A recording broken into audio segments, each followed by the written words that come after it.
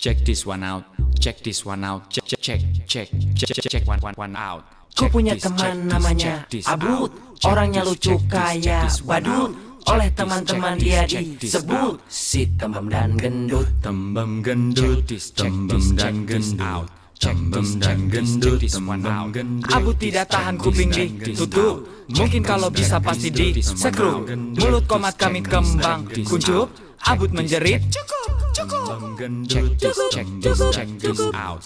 Check this one out. lama-lama kepala Abud pusing karena tidak tahan dia melengking. Abud siapkan jurus yang penting, jurus cakar-cakar kucing. Cing cing kucing, cakar-cakar kucing. Cing cakar-cakar kucing, cing cing kucing. Kamu jangan cakar-cakar bercanda seenaknya, mencela bakat-bakat temanmu, jadi sakit hatinya. Akibatnya Abud ingin berkelahi. Ini harga diri sebagai laki-laki. Jurus cakar-cakar kucing dari Cimahi sambil menyerang teriak, Kamu jangan cakar-cakar bercanda seenaknya, mencela bakat temanmu, jadi sakit hatinya. Hei, ternyata bercanda itu ada batasnya. Lucu buat kamu, tidak lucu buatnya. Pakai perasaan sebelum kirimkan. Jangan suka bully-bully teman. jangan bully teman. Jangan bully teman. Jangan Kamu jangan suka bercanda seenaknya, mencela bakat temanmu, jadi sakit hatinya. Kamu bercanda seenaknya, jangan kaget kalau dia marah. Tanggung akibatnya, tanggung akibatnya, tanggung akibatnya.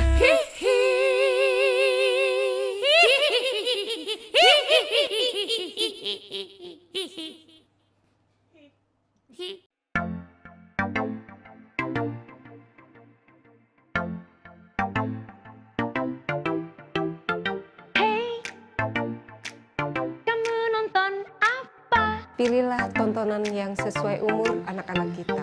Hey, nonton ini aja. Hei, kau nonton mulu. Jangan sampai ketagihan.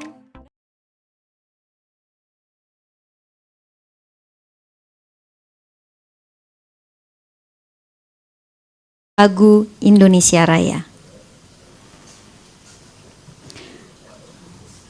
Hadirin dimohon untuk berdiri.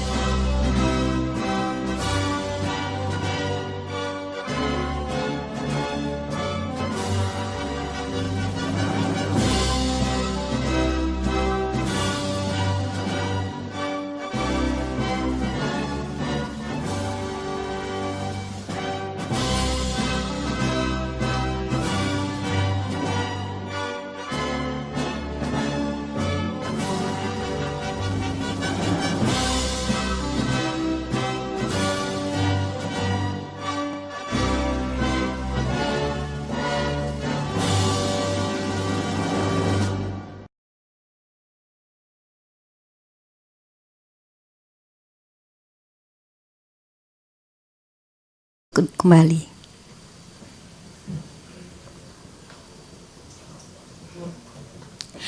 Baik, terima kasih Assalamualaikum warahmatullahi wabarakatuh. Warahmatullahi wabarakatuh. Salam sejahtera, Shalom, Om Swastiastu, Namo Buddhaya, salam kebajikan. Kami ucapkan selamat datang dalam acara Jurnalism Roadshow 2022 Tangerang Selatan. Dan izinkan saya, Wilda Cahyaningrum, memandu acara ini. Jurnalisme adalah milik publik.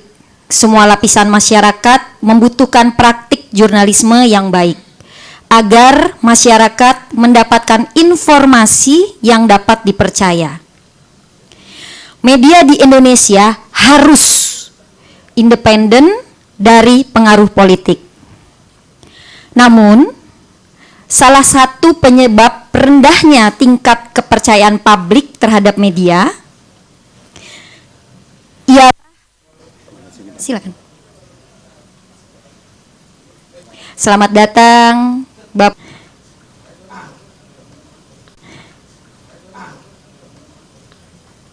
Selamat datang para narasumber kita, Mas Ade Firman dan Mas Yohan Wahyu. Baik, saya lanjutkan kembali. Namun, salah satu penyebab rendahnya tingkat kepercayaan publik terhadap media ialah produk karya jurnalistik yang dihasilkan media terkadang melanggar etika jurnalistik.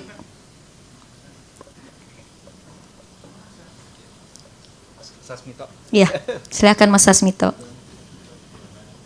Boleh saya lanjutkan kembali ya. Contohnya, tidak cover both side atau beropini dalam menyampaikan informasi. Karena itulah, etika jurnalistik ini sangat dibutuhkan menjelang tahun pemilu 2024. Namun di sisi lain, etika jurnalistik masih menghadapi tantangan besar sehingga tidak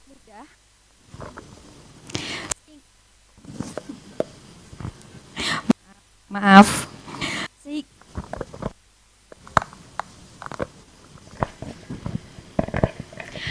sehingga tidak mudah diterapkan oleh para jurnalis di tanah air.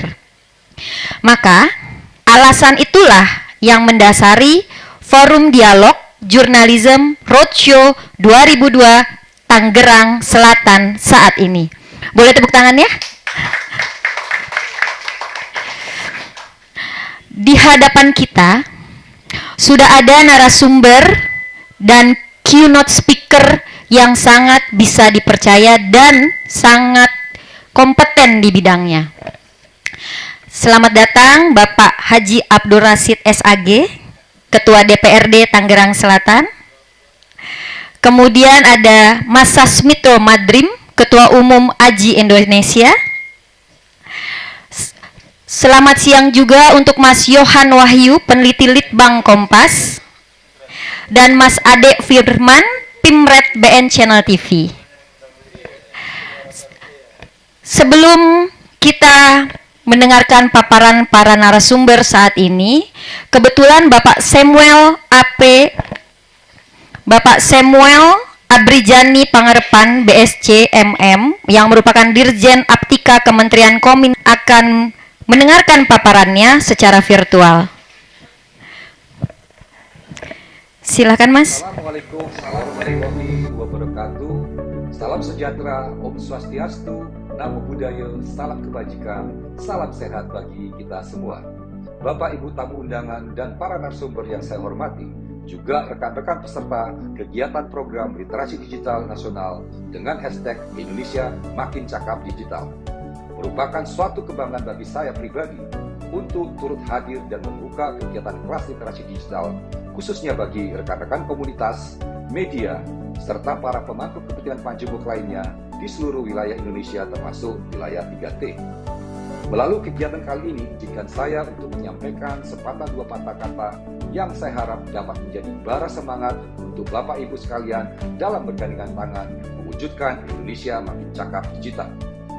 Bapak Ibu hadirin yang terhormat, pesatnya perkembangan teknologi yang semakin terpacu dengan adanya pandemi COVID-19 telah mendorong kita untuk berinteraksi dan melakukan berbagai kegiatan aktivitas di ruang digital. Kehadiran teknologi digital sebagai bagian dari kehidupan bermasyarakat inilah yang kian mempertegas bahwa kita sedang berada di era percepatan transformasi digital. Pada awal tahun 2022 ini, Hotsuite dan VR Social melaporkan bahwa jumlah pengguna internet di Indonesia telah mencapai 204,7 juta orang atau meningkat 2,1 juta dari tahun sebelumnya. Saya yakin angka ini akan terus meningkat dari tahun ke tahunnya. Namun, masifnya penggunaan internet di Indonesia harus kita akui membawa serta berbagai risiko, seperti penipuan online, hoax, cyberbullying, dan konten-konten negatif lainnya.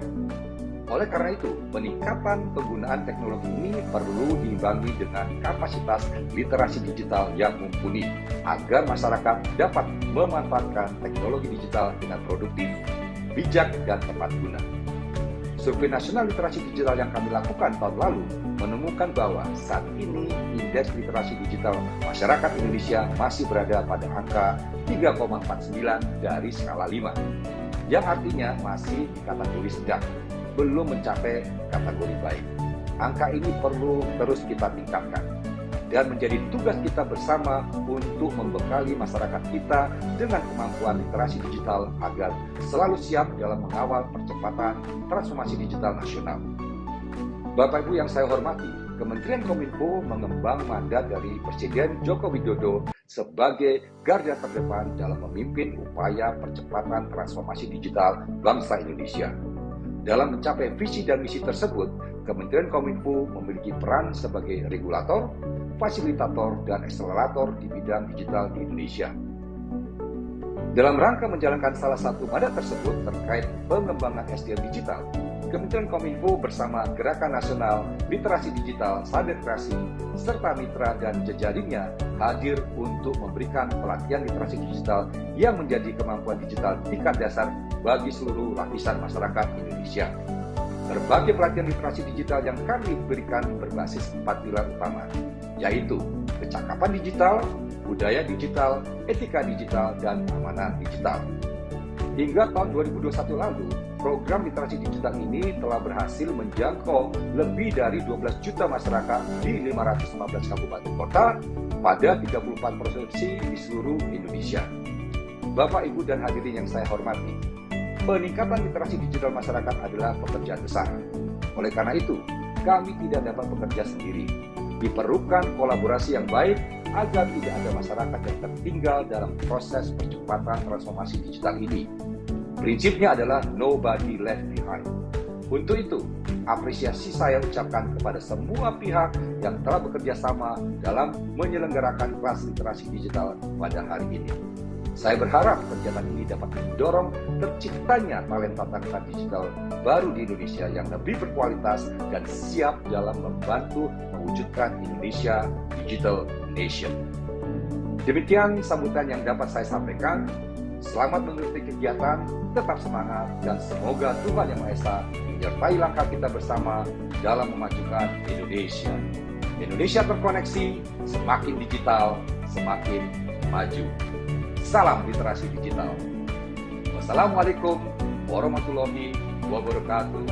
Om Santi Sati Sati.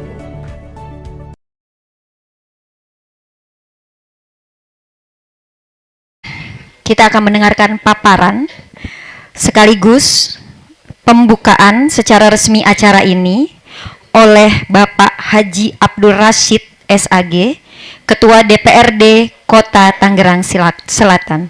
Waktu dan tempat kami persilahkan, Pak.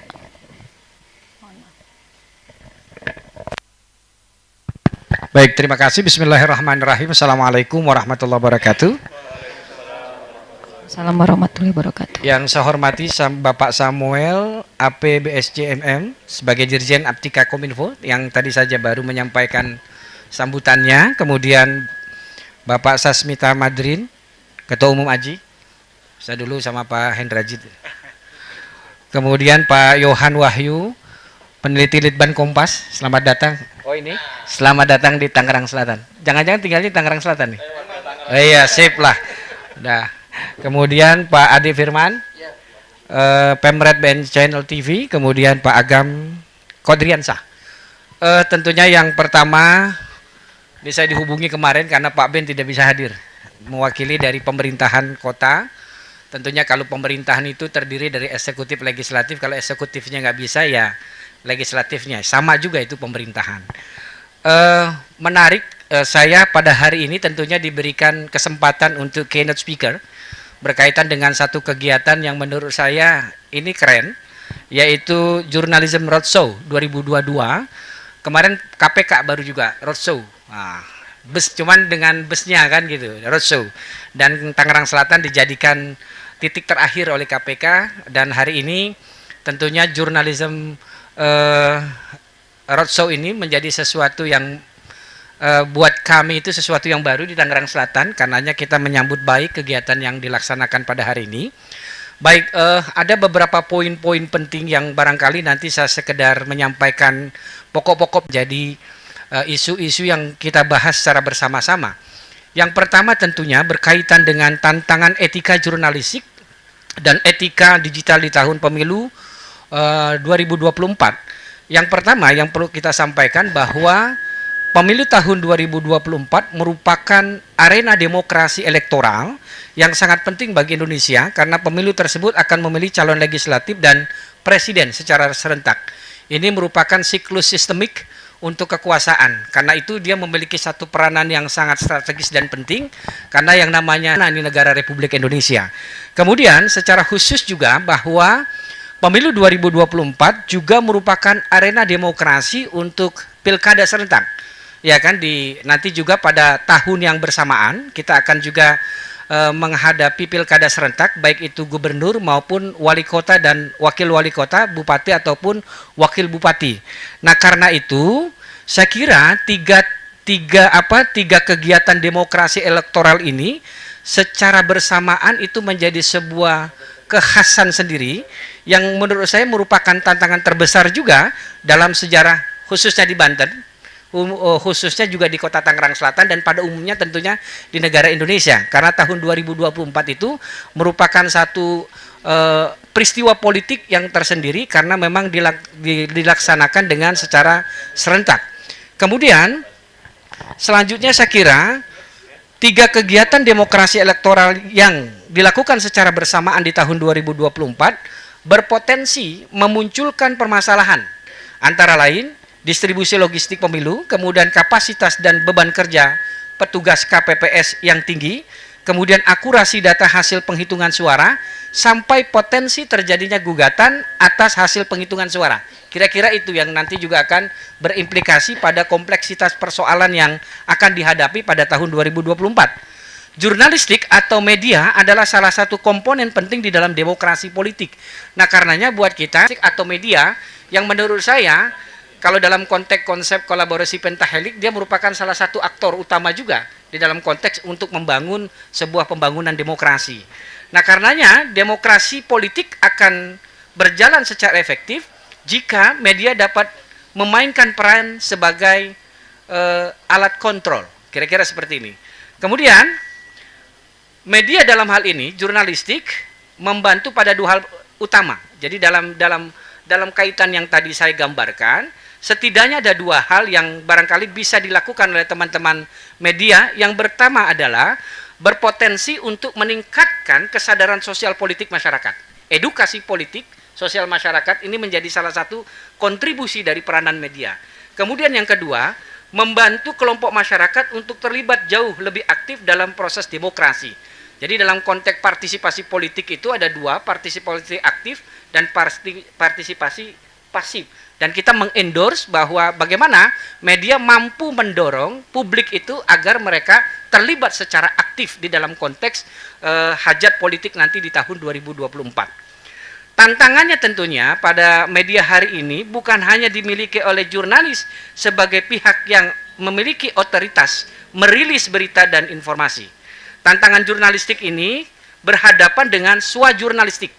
Jadi menurut kita itu harusnya peranan jurnalistik itu dan media itu yang memiliki otoritas, tetapi saat ini, konteks hari ini, ada yang kita sebut dengan swajurnalistik, yang setiap orang dapat berperan sebagai jurnalis. ya kan? Karena eksistensi medsos yang sangat masif.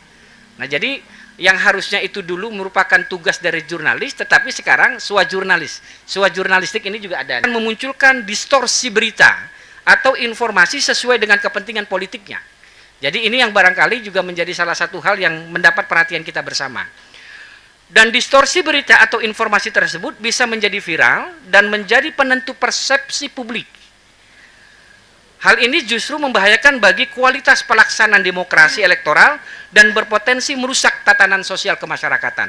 Jadi ini barangkali yang akan menjadi sebuah tantangan berat kita bersama-sama di dalam konteks untuk membangun sebuah iklim demokrasi atau kualitas demokrasi elektoral yang baik gitu. Kemudian oleh karena itu diperlukan edukasi secara terus-menerus oleh setiap pemangku kepentingan.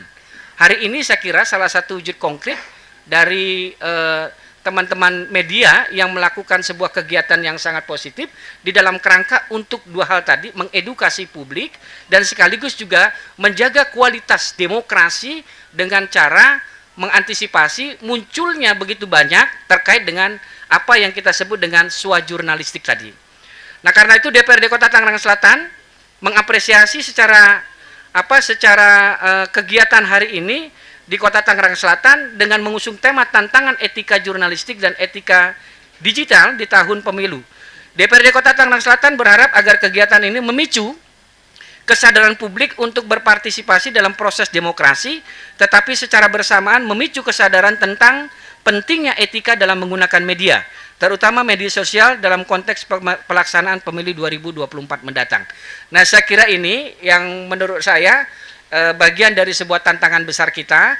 Mudah-mudahan kehadiran kegiatan hari ini yang diinisiasi oleh teman-teman AJI dan Kominfo bisa menambah semacam khazanah informasi sekaligus juga menjadi sarana edukasi untuk seluruh masyarakat di Kota Tangerang Selatan yang outputnya adalah bagaimana ke depan kualitas demokrasi elektoral ini di Kota Tangerang Selatan pada khususnya dan di Provinsi Banten pada umumnya bisa sesuai berjalan dengan apa yang kita harapkan. Saya kira ini poin-poin penting saja dari saya dan saya mohon izin tidak bisa sampai selesai, Kang, karena memang ada beberapa hal yang harus kita lakukan juga di Kota Tangerang Selatan. Terima kasih, selamat melaksanakan kegiatan roadshow, jurnalism roadshow. Mudah-mudahan acara ini bisa sesuai dengan apa yang menjadi harapan kita semua. Terima kasih. Dengan mengucapkan bismillahirrahmanirrahim, kegiatan jurnalism roadshow 2022 Tangerang Selatan secara resmi saya buka. Baik, terima kasih. Sebelum meninggalkan lokasi acara, kita foto-foto bareng dulu, Pak. Dimohon para narasumber juga berdiri.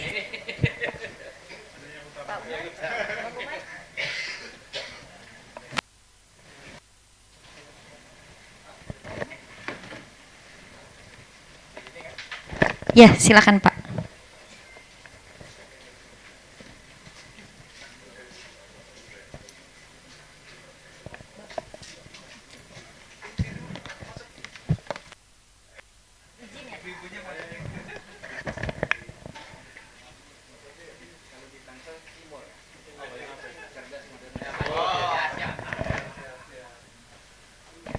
Baik, terima kasih Bapak Abdul Rasid.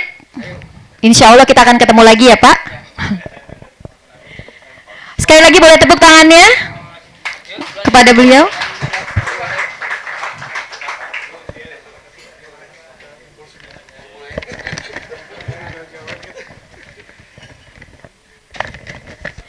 Oke, acara akan kita lanjutkan kembali yang merupakan acara inti dari Journalism Roadshow 2022 Tangerang Selatan, tantangan etika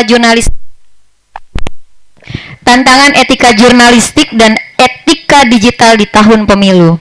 Untuk narasumber yang pertama, kita akan mendengarkan paparan dari Mas Sasmito Madrim, Ketua Umum AJI Indonesia yang akan... Ibu semuanya, Assalamualaikum warahmatullahi wabarakatuh.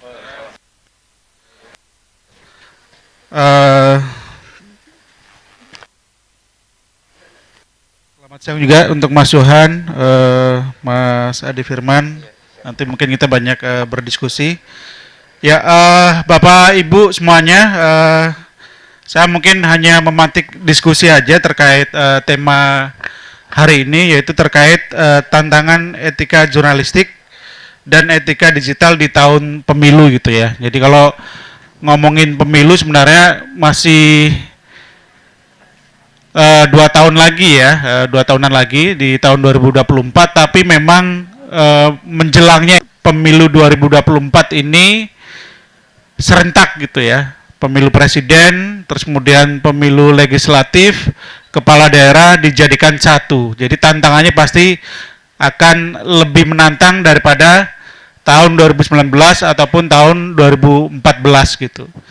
Nah tadi Ketua DPRD sempat menyampaikan gitu ya, kalau misalkan berbicara peta gitu ya, atau landscape media hari ini gitu ya, memang hari ini sebenarnya teman-teman jurnalis atau media massa, media mainstream itu tidak memegang penuh sebagai penyebar informasi ya. Jadi kalau dulu orang mau mendapatkan informasi itu sebagian besar dari teman-teman jurnalis gitu. Tapi hari ini dengan adanya platform digital, kalau saya lebih senangnya menyebutnya sebagai platform digital ya daripada media sosial, karena kalau media sosial itu sosial kesannya tidak ada nilai ekonomis di situ, padahal Bapak Ibu di platform digital itu nilai ekonominya sangat tinggi sekali. Bahkan kalau kita berbicara iklan digital gitu ya, mungkin nanti dari teman Kompas juga bisa bantu menjelaskan. Kalau di Inggris itu Bu ya, risetnya, riset Plum Consulting, itu 90% iklan digital itu larinya ke platform digital. Jadi ke Google, Facebook, YouTube, dan kawan-kawan. Sementara yang 10%-nya itu baru larinya ke salah satunya ke perusahaan media. Jadi hanya Herman Astor yang iklannya masuk ke perusahaan media. Itu kenapa saya menyebutnya sebagai platform digital daripada media sosial. Nah, saya kembali lagi ke peran jurnalis atau media yang awalnya sebagai orang kalau mencari informasi itu ke media, tapi hari ini semua orang bisa menyebarkan informasi, semua orang bisa mengakses informasi di atau bahkan sengaja disalahkan gitu ya. Ada niat jahat, ada intensi yang tidak baik. Nah ini yang biasanya kita kenal dengan sebutan disinformasi atau hoax gitu ya. Jadi informasinya memang sengaja disalahartikan gitu. Nah ini yang kemudian beredar di banyak platform digital, baik di raksasa-raksasa digital ya, di Facebook, di YouTube, di Google, dan platform digital yang lainnya. Ini banyak kita temukan gitu ya, beredarnya hoax, disinformasi ataupun misinformasi gitu. Nah yang kedua, saya ingin membedakan antara informasi dengan berita gitu ya. Jadi gitu. Tapi tidak semua orang bisa menjadi jurnalis. Nah ini yang saya ingin bedakan gitu ya. Jadi antara jurnalis dengan penyebar informasi itu beda. Karena kalau jurnalis hasil akhirnya atau outputnya adalah berita gitu ya. Berita itu adalah informasi yang sudah diolah, yang sudah diverifikasi, terus kemudian diverifikasi ulang lagi, diverifikasi lagi, baru kemudian muncul sebagai berita gitu ya. Jadi yang kedua adalah tidak semua orang bisa menjadi jurnalis. Patokannya apa? Patokannya adalah ketika orang-orang yang menghasilkan karya jurnalistik itu bekerja dengan menggunakan kode etik jurnalistik gitu ya. Jadi Bapak Ibu tetap bisa menjadi jurnalis gitu ya. Bahkan AJI, Aliansi Jurnalis Independen, itu membuka keanggotaannya dari masyarakat ya. Tapi sepanjang dia mematuhi kode etik. Jadi di semua profesi pasti ada kode etik. Nah, kode etik ini menjadi panduan ya, panduan yang menjaga teman-teman jurnalis supaya tidak tergelincir ya, tidak menulis informasi bohong, terus kemudian tidak termakan gosip, memberitakan sesuatu yang justru menimbulkan polarisasi di masyarakat gitu. Nah ini acuannya di kode etik jurnalistik gitu ya. Jadi tidak semua orang bisa menjadi jurnalis, tapi masyarakat atau warga itu tetap bisa menjadi jurnalis sepanjang dia mematuhi kode etik jurnalistik gitu ya. Jadi sekarang ini kan eranya banjir informasi Bapak Ibu ya. Jadi begitu kita bangun gitu, itu mungkin udah ada ratusan informasi yang masuk melalui grup WA kita, Facebook, YouTube dan sebagainya gitu. Dan kita tidak tahu gitu ini informasinya benar atau salah gitu. Nah, cara yang paling mudah untuk mencari informasi yang valid, informasi yang benar, ya salah satunya dengan membacanya melalui media mainstream ya, atau media massa gitu. Mungkin Bapak Ibu bisa memilih media-media mana saja yang bisa dipercaya, kemudian itu bisa menjadi acuan ketika Bapak Ibu mencari informasi gitu ya. Nah, berbeda dengan media platform digital atau media sosial, itu belum ada saringannya gitu ya. Memang beberapa platform digital sudah berupaya bekerja sama dengan jurnalis, dengan perusahaan media untuk menyaring informasi, tapi memang penyebarannya masih masif di platform digital ya. Jadi memang kita mau tidak mau harus belajar literasi media gitu ya, memilih media-media mana saja yang kemudian bisa dipercaya. Yang kedua juga literasi informasi gitu ya. Kita juga perlu memilah informasi mana saja yang bisa kita percaya, misalkan sumber-sumber yang valid itu di mana. Misalkan kalau ngomongin bencana berarti di BNPB ya, atau di BPBD ya, Badan Nasional Penanggulangan Bencana. Kalau misalkan ngomongin pendidikan ya di Kementerian Pendidikan. Kalau ngomongin legislatif atau regulasi berarti kita mencari informasinya di website-website DPR ataupun DPRD. Jadi yang kedua adalah literasi informasi. Nah memang Bapak Ibu kalau kita bicara tantangan jurnalistik ya menjelang pemilu 2024, ini memang pasca reformasi dulu perkembangan perusahaan media itu sangat banyak sekali ya. Dewan Pers memang menyebutkan, ini sebenarnya bukan Dewan Pers lah ya, mantan ketua Dewan Pers menyebutkan jumlah perusahaan media online atau perusahaan media cyber itu ada 40-an ribu ya. Jadi sangat banyak sekali perusahaan media gitu. Nah tapi memang itu ada 600-an pengaduan yang disampaikan ke masyarakat, dan rata-rata memang sebagian besar kemudian dinyatakan melanggar kode etik jurnalistik ya. Nah itu biasanya ada kurang lebih sekitar 500 sampai 600 laporan setiap tahunnya, dan yang paling banyak dilanggar biasanya di pasal 1, pasal 2 dan pasal 3 gitu ya. Nah kalau dilihat pasal 1 itu biasanya menghasilkan berita yang akurat gitu. Nah ini kadang-kadang karena teman-teman jurnalis itu cepat-cepatan gitu ya. Ini Detik dulu kayak kecelakaan sejarah ya Mas.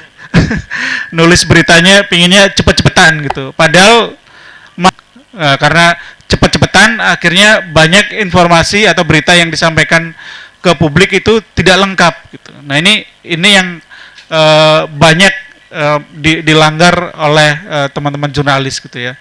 Terus kemudian terkait tidak memiliki itikadnya seperti ini. Misalkan jurnalis itu kan nggak boleh ini ya mendukung salah satu pasangan calon Prabowo, atau begitu Ganjar Pranowo yang diperiksa oleh KPK tidak dibuat beritanya. Nah itu patut diduga jurnalisnya memiliki itikat yang tidak baik gitu ya, karena dia hanya berkepentingan pada salah satu pasangan calon, atau dia ingin membuat citra dari calon tertentu menjadi buruk gitu. Itu pasal 1 yang biasanya cukup banyak dilanggar oleh teman-teman jurnalis. Terus kemudian juga ada cara pertanyaannya sangat seksis, misalkan ke politikus perempuan ditanya, Ibu kalau jadi politikus yang jagain, teman-teman jurnalis menanyakan yang jaga anaknya siapa kalau lagi profesional, biasanya yang kita temui di teman-teman jurnalis ya. Terus kemudian juga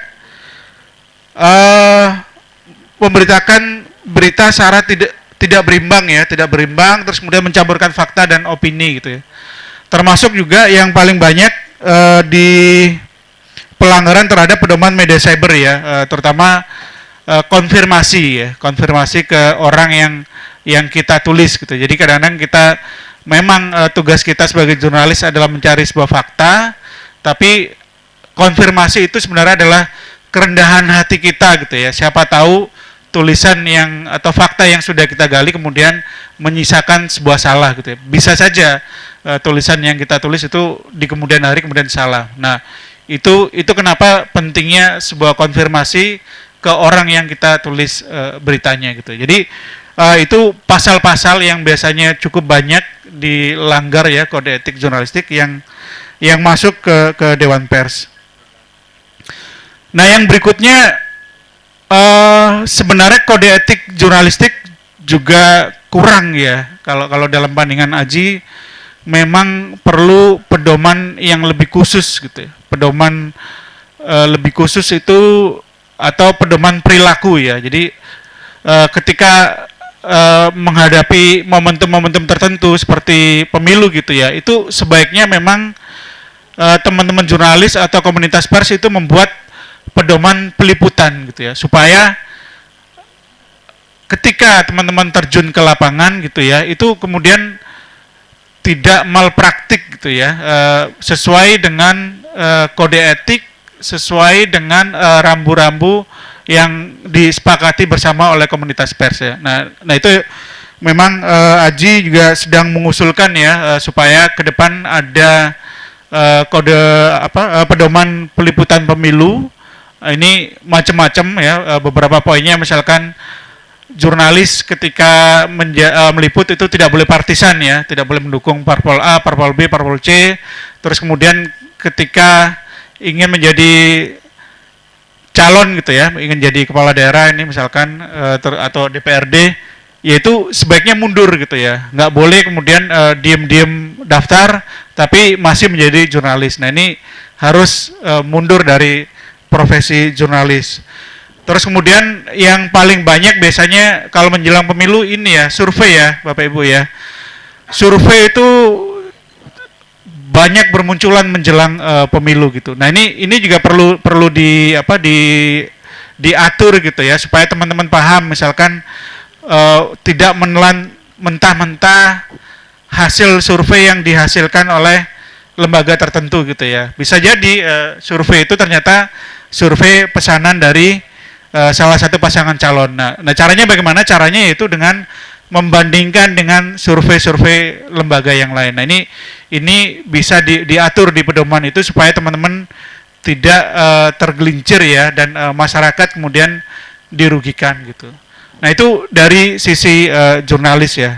Mungkin nanti para narasumber yang lain bisa mengeksplorasi terkait etika di ranah digital atau di platform digital, karena memang kita belum ada regulasi yang mengatur itu, tapi memang seharusnya itu kemudian disepakati gitu ya, bagaimana kita melahirkan etika bermedia sosial ya, yang baik dan bertanggung jawab, tapi bukan kemudian diregulasi sama pemerintah. Ini kita susun bareng-bareng gitu ya, masyarakat, terus kemudian disepakati supaya informasi yang ada di internet itu bisa lebih sehat dan baik bagi demokrasi gitu. Barangkali itu sebagai pemantik diskusinya. Terima kasih. Baik, terima kasih Mas Asmito. Tepuk tangannya nggak usah malu-malu Bapak Ibu. Boleh sekali lagi. Pertanyaan untuk Mas Asmito Madrim nanti ya. Nanti ada sesi tanya jawab. Selanjutnya narasumber kita yang kedua, Mas Yohan Wahyu. Beliau adalah peneliti Litbang Kompas. Beliau juga akan membahas tema media dan tantangan peta politik di 2024. Waktu dan tempat kami persilahkan, Mas. Baik, terima kasih. Assalamualaikum warahmatullahi wabarakatuh. Waalaikumsalam warahmatullahi wabarakatuh. Selamat siang, salam sejahtera buat kita semua. Ini jamnya ngantuk ya, jadi mungkin tanpa mengurangi rasa lelah kita, tetap mungkin saya coba memberikan semacam paparan yang mungkin tidak langsung terkait jurnalistik, tapi bagaimana harus juga kita pahami bersama gitu ya. Kami di Litbang Kompas sebagai salah satu media juga di Indonesia, selain juga memproduksi karya-karya jurnalistik, kita juga memproduksi riset gitu ya, riset-riset termasuk terkait tema-tema pemilu. Nah, yang saya sajikan ini sebagian adalah hasil riset di Kompas tentang isu-isu pemilu yang coba saya rangkum dan semoga bisa memberi kita gambaran bagaimana tantangan pemilu 2024 nanti ya. Pada konteks tantangan itulah sebenarnya kemudian bagaimana jurnalistik kemudian mengambil peran di sana gitu. Ini slide-nya muncul ya? Oh, siap. Muncul Mas, muncul, kelihatan. Baik, saya coba mulai dari 3 isu. Jadi sebenarnya 3 isu ini yang bisa kami rangkum ya tentang perjalanan tahapan pemilu sampai hari ini, sampai kemudian 2 tahun ke depan gitu ya. 3 isu itu yang mewarnai proses politik terkait pemilu 2024 saat ini adalah yang pertama, ada gejala berjaraknya suara publik dengan suara elit ya, ini penting untuk kita pahami. Yang kedua, ada kecenderungan penyederhanaan dalam tanda kutip proses kontestasi di pemilu. Dan yang ketiga adalah soal polarisasi dan antagonisme politik. Jadi saya cuma berbicara 3 hal ini, semoga coba konses ya, menjelaskan, setidaknya bisa memberikan gambaran kepada Bapak Ibu sekalian tentang apa yang bisa kita diskusikan pada siang hari ini. Yang pertama, kenapa kami menyebut ada jarak antara orientasi publik dengan orientasi elit gitu ya, terutama terkait isu-isu pemilu. Ya, ini juga berangkat dari hasil survei kami. Banyak isu-isu yang sebenarnya direspon publik itu tidak sejalan dengan apa yang menjadi langkah-langkah elit ya. Beberapa saya sebutkan di sini, misalnya soal koalisi. Soal koalisi, publik sebenarnya lebih ingin koalisi itu lebih jelas di awal bahkan. Jadi sementara elit kita sampai hari ini masih belum begitu firm soal koalisi. Jadi kalkulasinya memang terlalu banyak. Sementara kalkulasi publik itu sederhana, semakin publik itu tahu lebih awal, dia lebih mudah dan lebih panjang durasinya untuk melakukan political tracking terhadap koalisi itu gitu ya. Siapa calon yang akan diusung ya, termasuk kemudian kalau dioperasionalkan ke bawah siapa yang caleg-caleg yang akan diusung. Jadi sudah jelas gitu apa yang akan publik lakukan ketika publik udah tahu siapa saja koalisinya, siapa saja capres dan cawapres yang akan diusung. Yang kedua, dalam konteks kontestasi juga soal jumlah pasangan calon.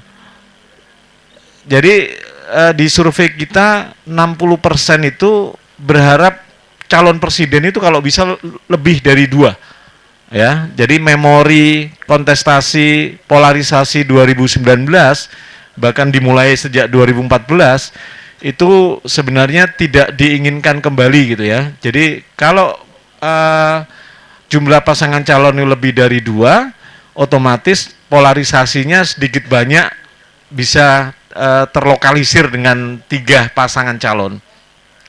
Namun sayangnya orientasi itu sekali lagi cenderung kemudian seakan-akan diarahkan oleh elit, ini nanti adalah 2 pasangan calon. Mungkin Bapak Ibu tahu misalnya apa yang diungkap SBY ketika mengungkapkan ada gejala itu. Nah, sebenarnya gejala itu pun sudah ditangkap oleh publik. Ada upaya untuk kemudian mendramatisasi proses kontestasi ini, disederhanakan menjadi 2 pasangan calon. Ya memang kalau kita ngomong polarisasi 2 pasangan calon tidak ada yang salah gitu ya. Undang-Undang Pemilu nomor 7 2017 itu juga sebenarnya memfasilitasi polarisasi. Kalau Bapak Ibu lihat syarat calon presiden yang menang itu 50% plus 1. Bayangkan kalau 3 pasangan calon itu, kalau calonnya nggak kuat-kuat banget ya nggak mungkin dapat 50% plus 1 kalau 3 pasangan calon, apalagi lebih gitu ya. Nah, otomatis syarat itu terpenuhi paling mudah ya 2 pasangan calon. Ya, artinya regulasi itu memfasilitasi adanya polarisasi. Yang dimaksud polarisasi ini ya 2 pasangan calon tadi gitu ya. Tapi yang sebenarnya dikhawatirkan disertai ujaran kebencian, disertai hoak dalam konteks penyebaran informasi ya, itu yang sebenarnya sangat rawan terjadi lagi. Kenapa disebut lagi ya karena sudah terjadi 2019 kemarin. Nah, itu yang kemudian diharapkan pasangan calon. Hal yang sama di isu caleg misalnya. Di survei kami berharap caleg itu orang yang bersih, tidak pernah tersangkut kasus korupsi. Tapi kita tahu boleh maju sebagai misalnya mengumumkan ke publik bahwa dia pernah tersangkut korupsi, ya. Tapi kan di undang-undang tidak secara jelas syaratnya mengumumkan di mana gitu ya. Terserah. Nah, ini kuncinya di KPU, di peraturan KPU, PKPU, apakah memungkinkan itu kemudian desakan untuk menghasilkan kontestasi yang lebih harus beriklan di media nasional misalnya, harus beriklan di televisi nasional misalnya. Itu upaya-upaya untuk kemudian memperberat agar calon-calon yang pernah kena kasus korupsi itu tidak dengan mudah menjadi caleg kembali gitu.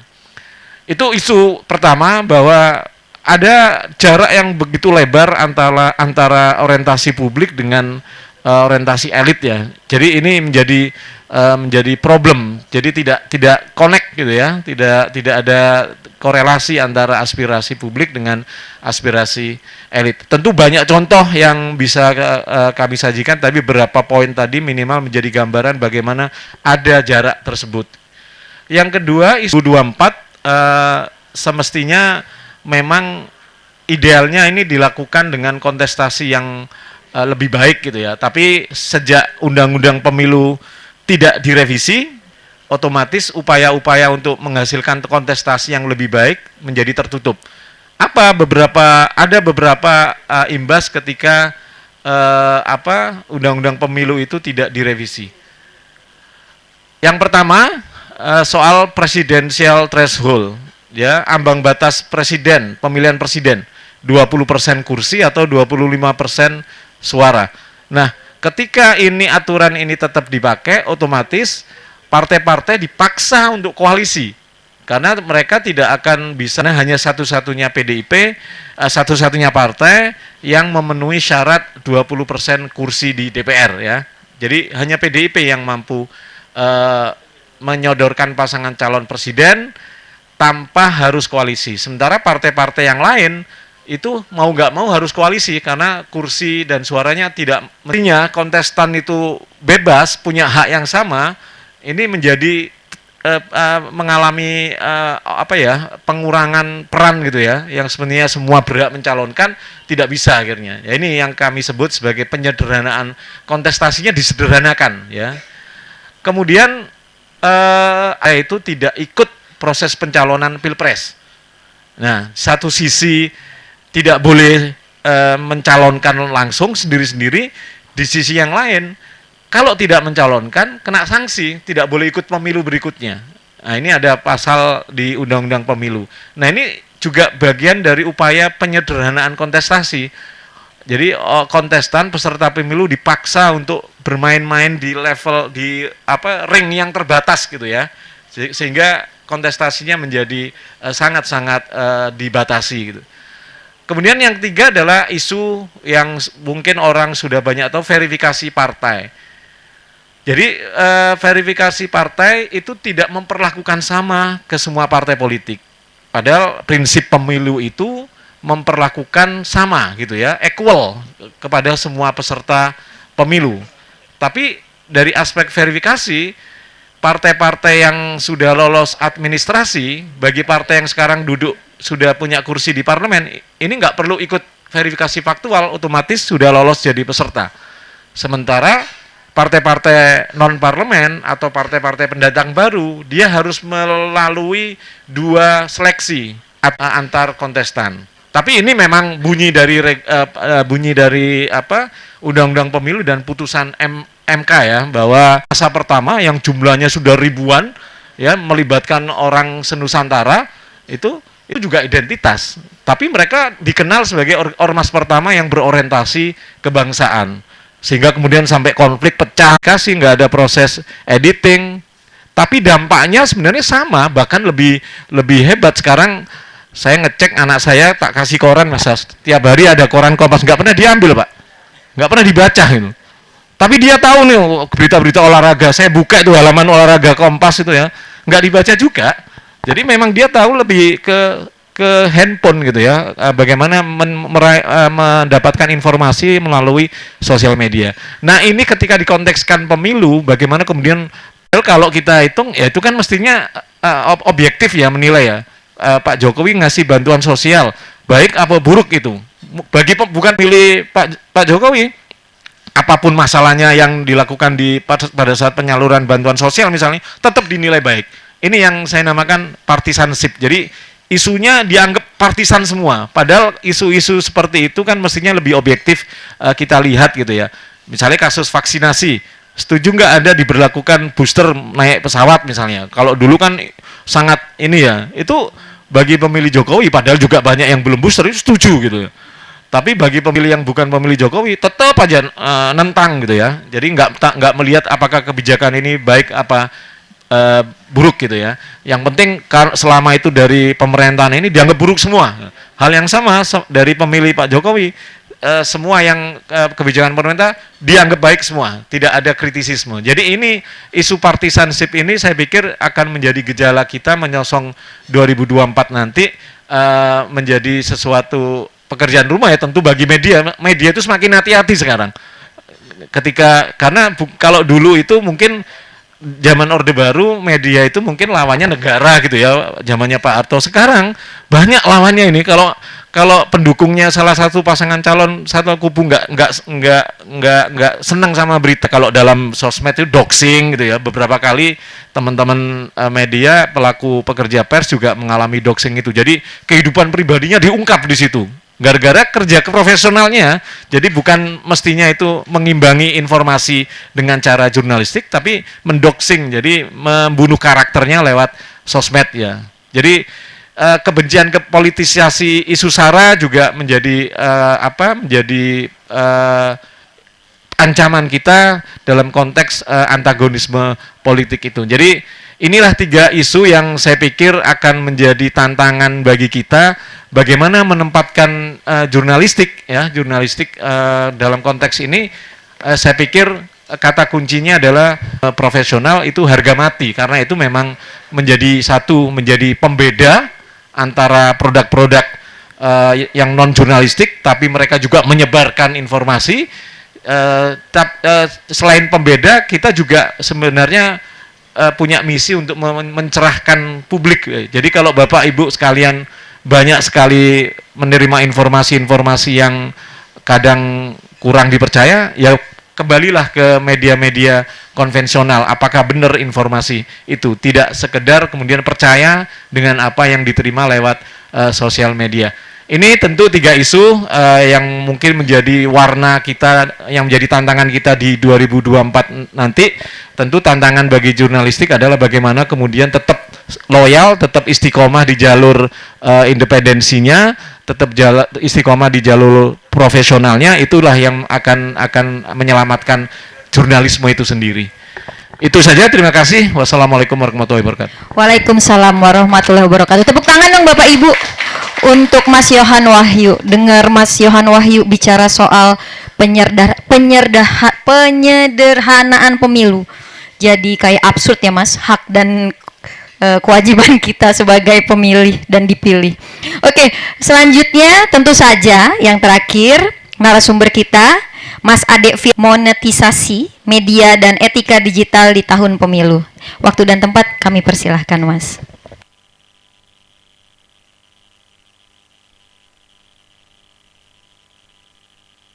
Assalamualaikum warahmatullahi wabarakatuh. Waalaikumsalam warahmatullahi wabarakatuh. Selamat sore, selamat berdiskusi dengan kami, Mas Sem, Mas Yohan. Jadi saya hanya ingin memperkuat memperkuat aja apa yang dikatakan Mas Johan dengan Mas Sam. Jadi ada beberapa data. Saya mau memaparin soal, memberikan gambaran soal populasi penduduk dengan internet di Indonesia. Ini 2002 nih. Mungkin datanya bisa di 1,7 juta. Itu Februari 2002. Nah, 49%-nya wanita, 50%-nya pria. Di perkotaan itu 57, di perdesaan 42%. Jadi ini seperti apa, gambaran aja. Nah, tadi dari total 277 juta penduduk, 204,7 juta pengguna internet. Jadi bayangin, hampir semua penduduk Indonesia melek internet. Ya, 73,7% dari total populasi. Jadi ini naik 2,1 juta dari banding tahun lalu. Bayangin kalau misalnya pemilu masih 2 tahun lagi, nanti naik itu yang melek internet. Itu akan jadi sesuatu yang seru di 2024. Itu sekilas gambaran populasi. Berikutnya adalah sebaran umur. Jadi kalau misalnya pemilu berlaku di 2024, kita ambil grafik. Kalau yang paling bawah itu umur 0 sampai 4 tahun. Jadi kalau 1, 2, 3. Nah, yang punya hak pilih itu di baris yang keempat ke atas. Itu banyak, cukup besar, Pak. Bayangin itu yang pemilihnya. Jadi kalau yang umur 13 sampai 17 tahun 2 tahun lagi, berarti yang 17 tahun tambah 2 aja. Itu masih setengahnya, tapi di atasnya itu gede, Pak. Itu sebaran penduduk. Nah, kita kembali lagi ke internet. Jadi rata-rata orang Indonesia itu menghabiskan waktu untuk media, internet itu. Ini ada sebarannya, Pak. Jadi dia main internet sehari rata-rata 8 jam 36 menit. Ini main internet nih, browsing, apalah, main WhatsApp, segala macam. Internet ya secara umum.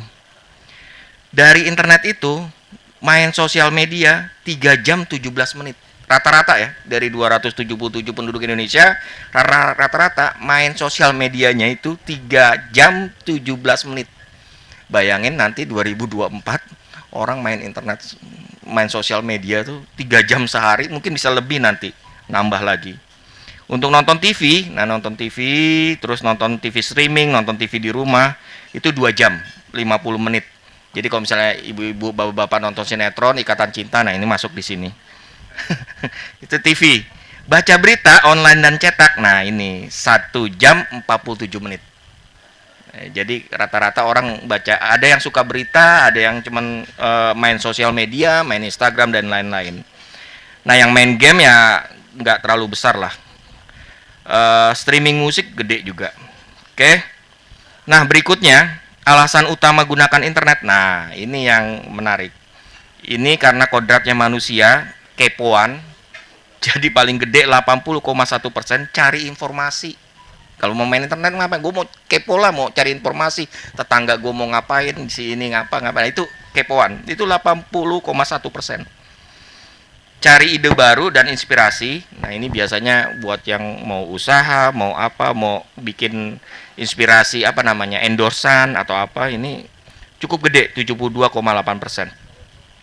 Terhubung dengan teman dan keluarga, nah ini gede nih, 68,2%. Jadi kalau misalnya di WhatsApp grup kita berhubungan dengan grup keluarga gitu, grup RT, grup apa, nah ini 68,2%. Ini alasan utama gunakan internet. Dari ini sini aja kita tahu kalau misalnya nanti ketika pemilu 2024 ya ini ada yang kepo, cari informasi, lain-lain, ide baru, inspirasi. Jadi kalau cari ide baru dan inspirasi lihatnya di internet. Itu artinya apa? Niru. Kalau misalnya ada yang nyir-nyir, ditiru gitu. Makanya pada pemilu yang sebelumnya ada tuh ibu-ibu arisan, ibu-ibu biasa ditangkap karena nyebarin hoax gitu. Padahal dia korban dari sosial media, meniru gitu kan, cari ide baru dari sosial media. Nah berikutnya sosial media ini, nah pengguna sosial media kan tadi 191,4 juta pengguna. Nah paling tinggi adalah WhatsApp 35,2%. Inilah sumber nanti potensi yang pemilu 2024 bakal rame juga.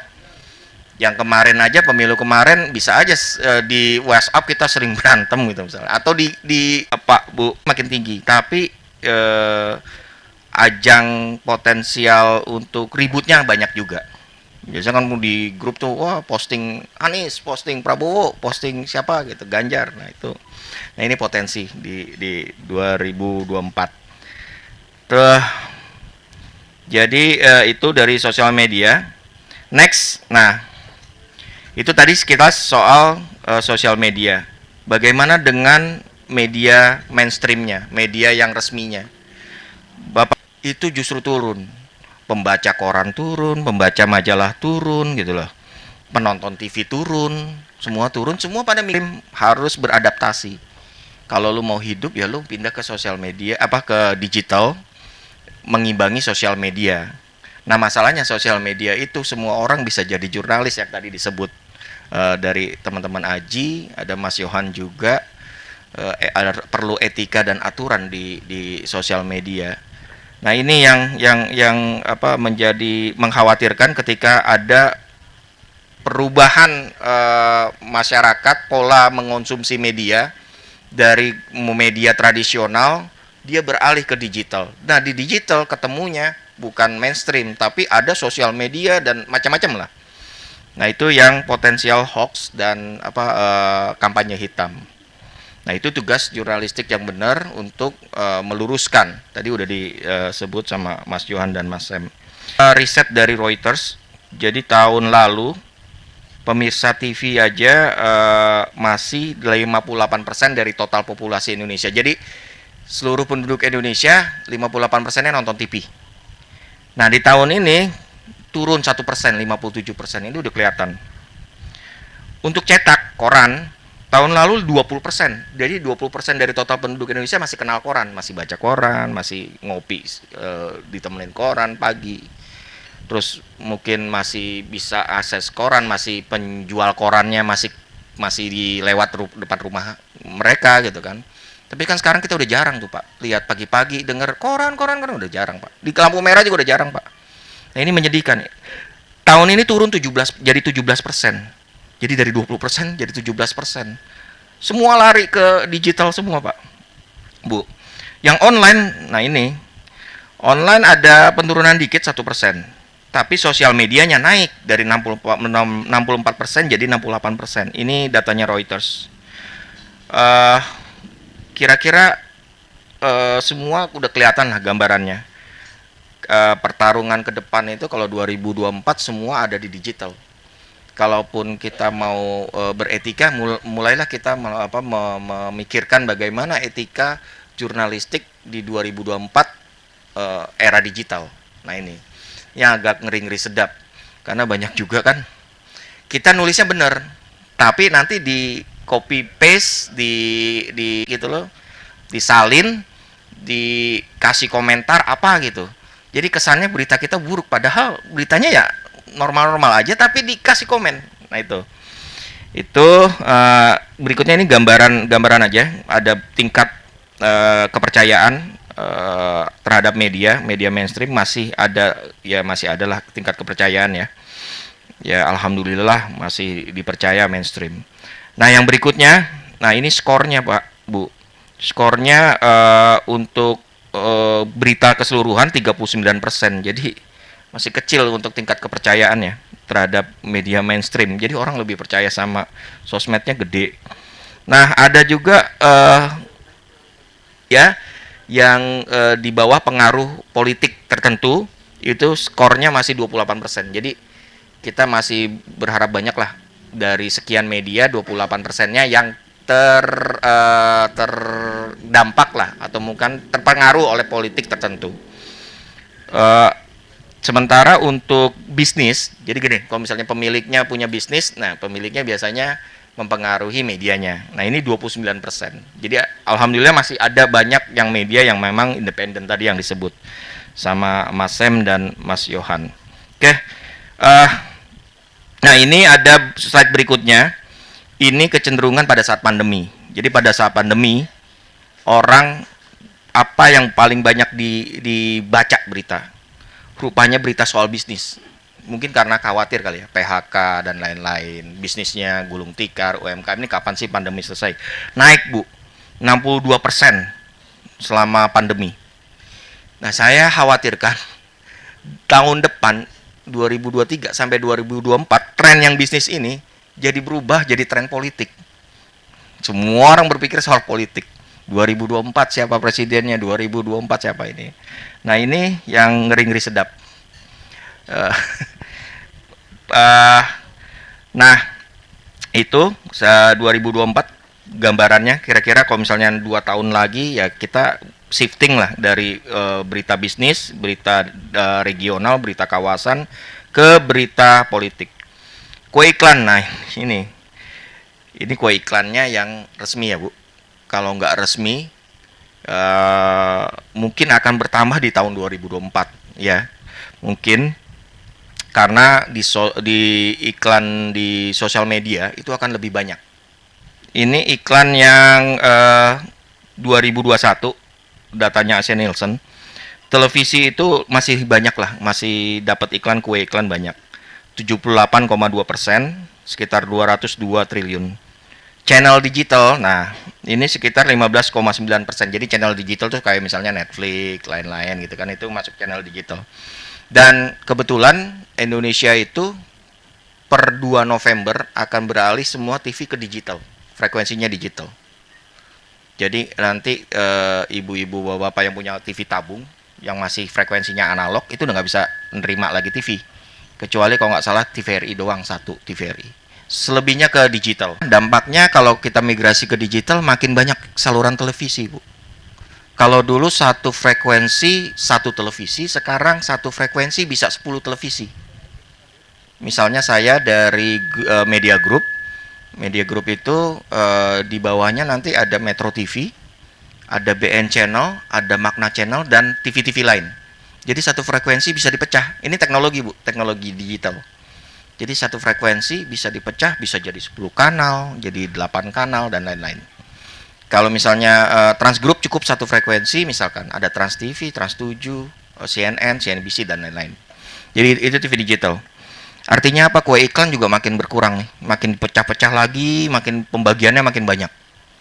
Pembagiannya makin banyak dan saluran kanal politiknya juga makin banyak. Jadi kebayangkan kalau kemarin aja belum digital, analog, kepala kita tiap hari nontonnya politik gitu kan. Nanti 2024 atau nanti dah 2 November mendatang nih, minggu depan kalau nggak salah 2 November. Itu sudah bermigrasi semua ke digital. Jadi ibu-ibu, bapak-bapak akan disuguhi tontonan banyak, berapa stasiun TV baru.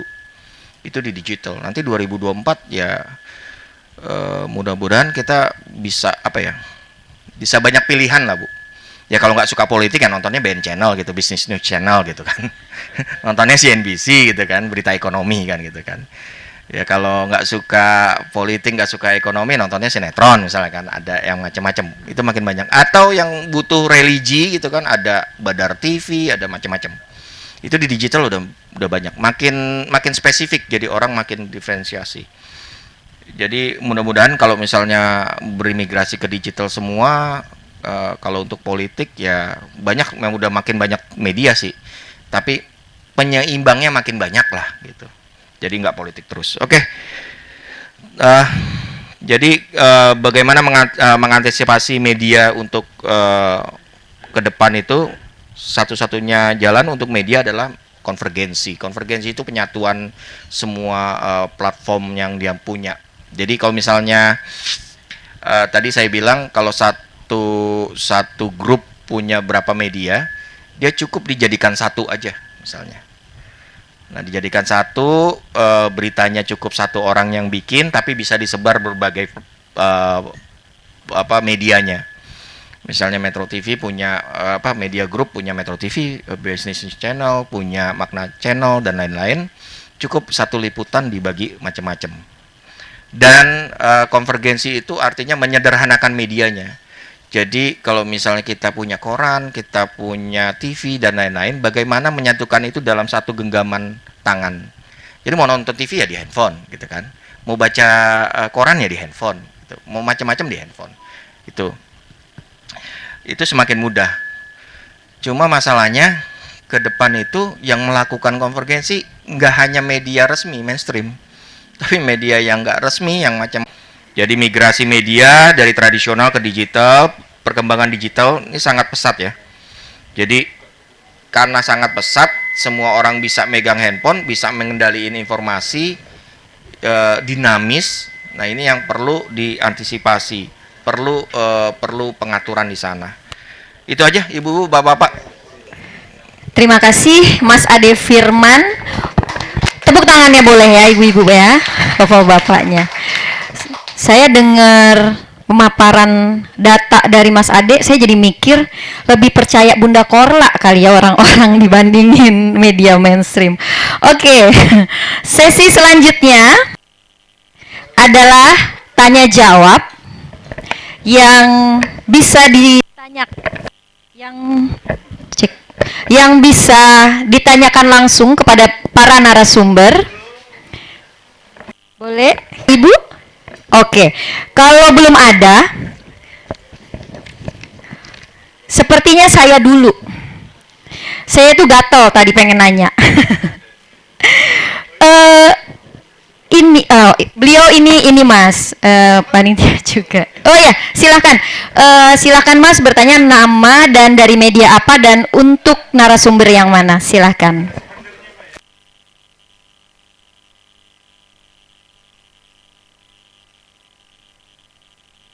Halo, Assalamualaikum warahmatullahi wabarakatuh.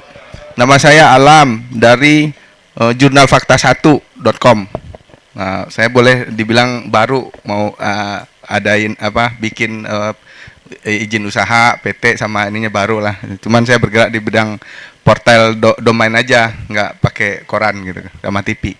Cuman saya juga kadang-kadang kita ngelihat di media sosial tuh kayak di TV, kayak di Facebook itu berita kita kalah cepat tuh sama yang di Facebook begitu. Nah, bagaimana caranya bisa nggak tuh diatasin gitu dari Kominfo? Jadi ibarat kata, ya kita kan mengawasin pemberitaan di media sosial ini bagaimana, kita nggak bisa kalau kita sebagai media juga kita nggak boleh juga, maksudnya tendensius ke mereka merasa juga hak mereka nih nyebar luaskan berita yang berhak kan ada misalnya Kominfo. Nah bagaimana kira-kira cara penanggulangannya begitu gitu agar di Facebook kayak IG kayak itu tuh mereka itu nggak tahulah gitu menyebarkan berita itu harus melalui tahapan-tahapan jurnalistik gitu, karena itu kan bisa orang dikategorikan bisa berupa hoak apa gimana gitu. Nah dari yang berkepentingan sendiri apa itu tindakan yang bisa dilakukan gitu, apa tindak tegas gitu, apa gimana gitu kira-kira gitu. Nah, terima kasih. Assalamualaikum warahmatullahi wabarakatuh. Ini kebetulan Pak Sem dari Kominfo tidak hadir, tapi mungkin bisa dikasih tips Mas atau trik yang sudah terjun di bidang media, bagaimana sih mengakali supaya berita kita tidak kalah cepat. Tadi juga ngebahas cepat-cepatan gitu ya, mungkin bisa dibantu Mas Sasmito atau Mas Yohan yang bisa bantu jawab bagaimana tipsnya gitu supaya nggak kalah cepat. Baik, mungkin saya sih meresponnya sebenarnya sosial media itu di satu sisi mungkin bisa kita anggap ini platform kompetitor gitu ya. Dia tanpa melakukan proses prinsip jurnalistik, mereka bisa memproduksi informasi. Mungkin pada konteks itu lebih baik memang kita justru memanfaatkan sosial media gitu ya. Banyak nggak usah jauh-jauh Kompas misalnya. Kompas itu baru punya desk sosial media itu 1 tahun terakhir ini, relatif telat ya. Jadi Kompas dulu nggak punya akun sosmed. Bayangin, media ya bukan berarti karena saya orang Kompas ya, media masih besar lah ya sampai sekarang. Nggak kekinian ya Mas ya Kompas. Itu baru punya desk sosmed yang khusus ngurusi sosmed. itu baru 1 tahun terakhir. Jadi kita bikin akun IG, akun Twitter. Jadi produk-produk jurnalistik kita itu kita sebarkan lewat itu juga. Jadi kita juga memanfaatkan sosmed, jangan kemudian kita nafikan, banyak orang pakai sosmed bikin informasi gitu tanpa nggak punya kapasitas sebagai jurnalis. Ya kita nggak, ya oke, itu memang problem gitu ya, tapi jangan kemudian kita diam, kemudian memanfaatin sosmed untuk kemudian mendesiminasikan produk-produk jurnalistik kita gitu ya. Itu semua hukumnya wajib saat ini ya. Orang tahu berita Kompas itu tidak lagi di koran gitu ya, mungkin dari sosmed. Mungkin sekarang misalnya rame survei Kompas, itu nggak pernah baca korannya, linknya itu yang kemudian kita sebarkan lewat sosmed. Bahkan tim sosmed kita itu bikin TikTok, bikin platform-platform itu kita masukin semua, tentu kontennya sesuai dengan karakter platform itu ya. Misalnya IG nggak usah terlalu banyak teks, tapi kita kemudian kasih konten poster atau konten video singkat gitu ya, yang menggambarkan produk jurnalistik kita. Jadi satu sisi jangan kemudian menganggap mereka kompetitor. Iya, mereka memang menggerus karya-karya jurnalistik, iya. Tapi kita harus memanfaatkan juga platform-platform digital itu sebagai bagian untuk mendesiminasikan, exposurekan karya-karya jurnalistik kita gitu ya. Dan itu semua saya pikir sekarang sudah mulai memanfaatkan sosmed itu sebagai kanal untuk mendesiminasikan produk-produk jurnalistiknya, termasuk Kompas nih. Satu lagi Pak, jadi iya benar itu tadi, terima kasih. Itu karena begini, jadi maksud saya itu apa sih tindakan yang bisa dilakukan, yang bisa dilakukan oleh pihak yang terkait gitu, misalnya dari pemerintah gitu. Misalnya ada seperti kita share nih lagu ya, sebuah lagu, tahu-tahu secara otomatis lagu itu diblokir katanya. Ini karena nggak diizinkan untuk tayang. Nah, ada nggak bisa tindakan-tindakan kayak gitu yang bisa dilakukan oleh Kominfo sama pemerintah ketika orang tuh nayangin suatu berita yang bukan produk jurnalistik, tahu-tahu langsung ke blokir gitu, bisa nggak kayak gitu? Punten Mas, Pak Semnya nggak dateng, dari Kominfo nggak hadir, tapi mungkin Mas mau jawab kali ya untuk membantu. Ya, terima kasih. Ya, saya pikir semangatnya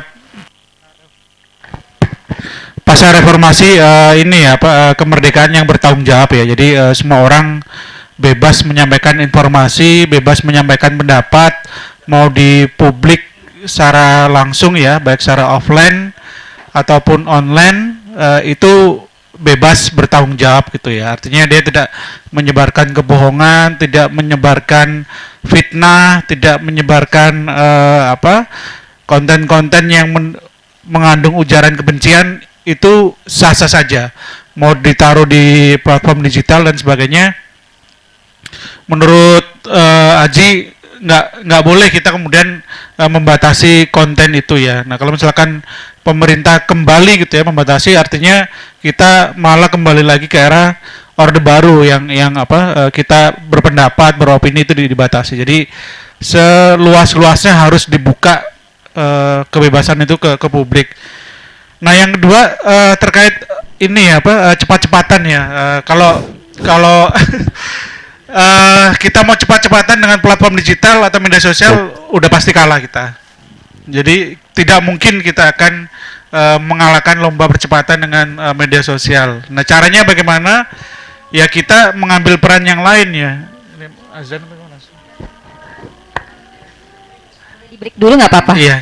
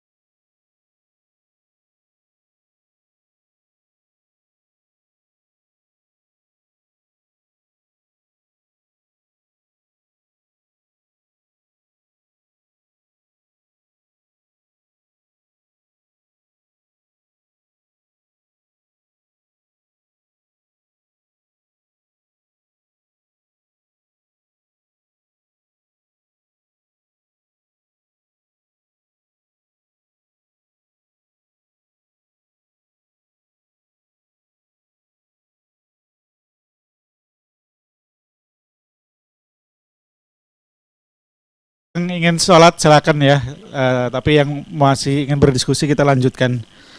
Nah, terkait cepat-cepatan kita tidak akan mungkin mengalahkan media sosial gitu ya. Jadi caranya adalah mencari kelebihan yang lain gitu ya. Kelebihan kita apa ya?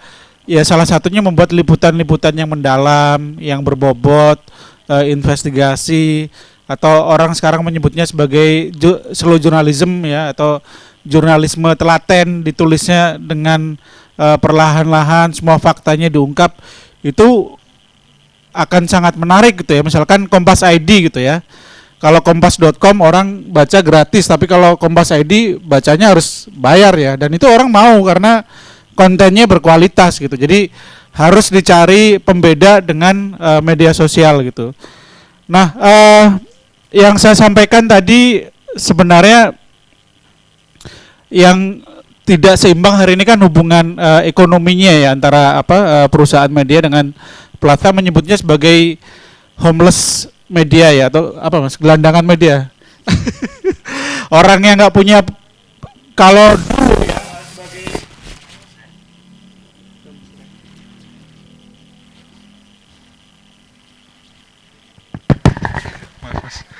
ya, kalau dulu kita mau jadi jurnalis itu harus punya perusahaan media gitu ya, harus melamar ke perusahaan media baru kemudian diterima jadi jurnalis gitu. Nah sekarang sepanjang kita menghasilkan karya jurnalistik, terus kemudian kontennya diletakkan di berbagai platform digital dan memenuhi kaidah jurnalistik, itu sudah bisa dikategorikan sebagai karya jurnalistik, dan orang yang membuat konten itu bisa disebut sebagai jurnalis gitu. Nah, tren seperti ini sudah mulai banyak bermunculan. Jadi ini bisa saling memanfaatkan gitu ya. Teknologi itu bukan hal yang buruk 100%, tapi dia seperti mata pisau ya. Satu sisi mungkin ada sisi buruknya, tapi sisi yang lainnya bisa kita manfaatkan, dan bahkan banyak teman-teman jurnalis yang mendapatkan omset. Eranya era homeless media. Di Dewan Pers sendiri kita sedang mengatur tentang pemberitaan di media sosial ya, supaya ya acuannya tadi kode etik jurnalistiknya bisa tetap dipenuhi. Jadi kita menyarankan tidak perlu cepat-cepatan ya, tapi mencari opsi yang lain yang lebih baik dari platform digital. Terima kasih. Terima kasih. Selanjutnya bisa dibantu. Dipublish, disebar atau dicetak atau ditayangkan di TV. Kan mau jadi wartawan tuh mesti ngelamar kerja di perusahaan media dan lain-lain. Dan sekarang lebih mudah lagi. Ketika orang misalnya set teks, mulai dari main video, main gambar. Terus Facebook bisa. Ini yang susah kita kejar. Karena dari bapak-bapak, ibu-ibu kalau mau bikin TV ya bisa juga di YouTube langsung aja bikin gitu loh. Kalau tahu teknologinya, dan atau berita hitam atau berita hoax di platformnya Facebook. Nah ini yang susah, karena Kominfo kan akan memblokir berdasarkan alamat ininya. Facebook.com itu nggak bisa diblokir misalkan, karena yang bersalah ada di dalamnya. Nah, di dalamnya yang bisa menyelesaikan hanya Facebook sendiri. Jadi itu dia akan melapor, report, nanti akan diblokir sama Facebooknya. Nah ini yang susah. Instagram juga gitu. Kalau ada yang keberatan ya lu lapor ke polisi misalkan, ini buktinya gitu loh. Nah di dalamnya ini yang bisa nyelesain ya Instagram sendiri gitu, atau jalur undang-undang ITE. Nah itu yang dicoba di ini. Tapi kalau misalnya sosial media memang susah dikejar sama mainstream. Itu untuk TV juga gitu. Bapak-bapak, ibu-ibu bisa lihat bagaimana murahnya bikin konten. Jadi ada sekarang lagi rame konten kreator. Bagaimana seorang Deddy Kobuser itu bikin program news talk show itu sendiri itu. Podcast itu ya istilahnya. Podcast apa-apa itu jurnalistik. Tapi dia bikin sendiri, mandiri. Terus ibu-ibu, bapak-bapak bisa lihat TV sekarang, bahkan berita pun lebih banyak video amatir dari YouTube. Ambil YouTube, beredar di masyarakat, ambil kita tinggal klarifikasi. Bahkan ada program TV yang 1 jam sampai setengah jam isinya isi footage dari YouTube gitu. Ada. Jadi kenapa kelebihan sosial media itu dia, tapi kalau misalnya konten kreator yang bikin mudah banget gitu loh. Misalnya kita terus upload ke YouTube gitu kan.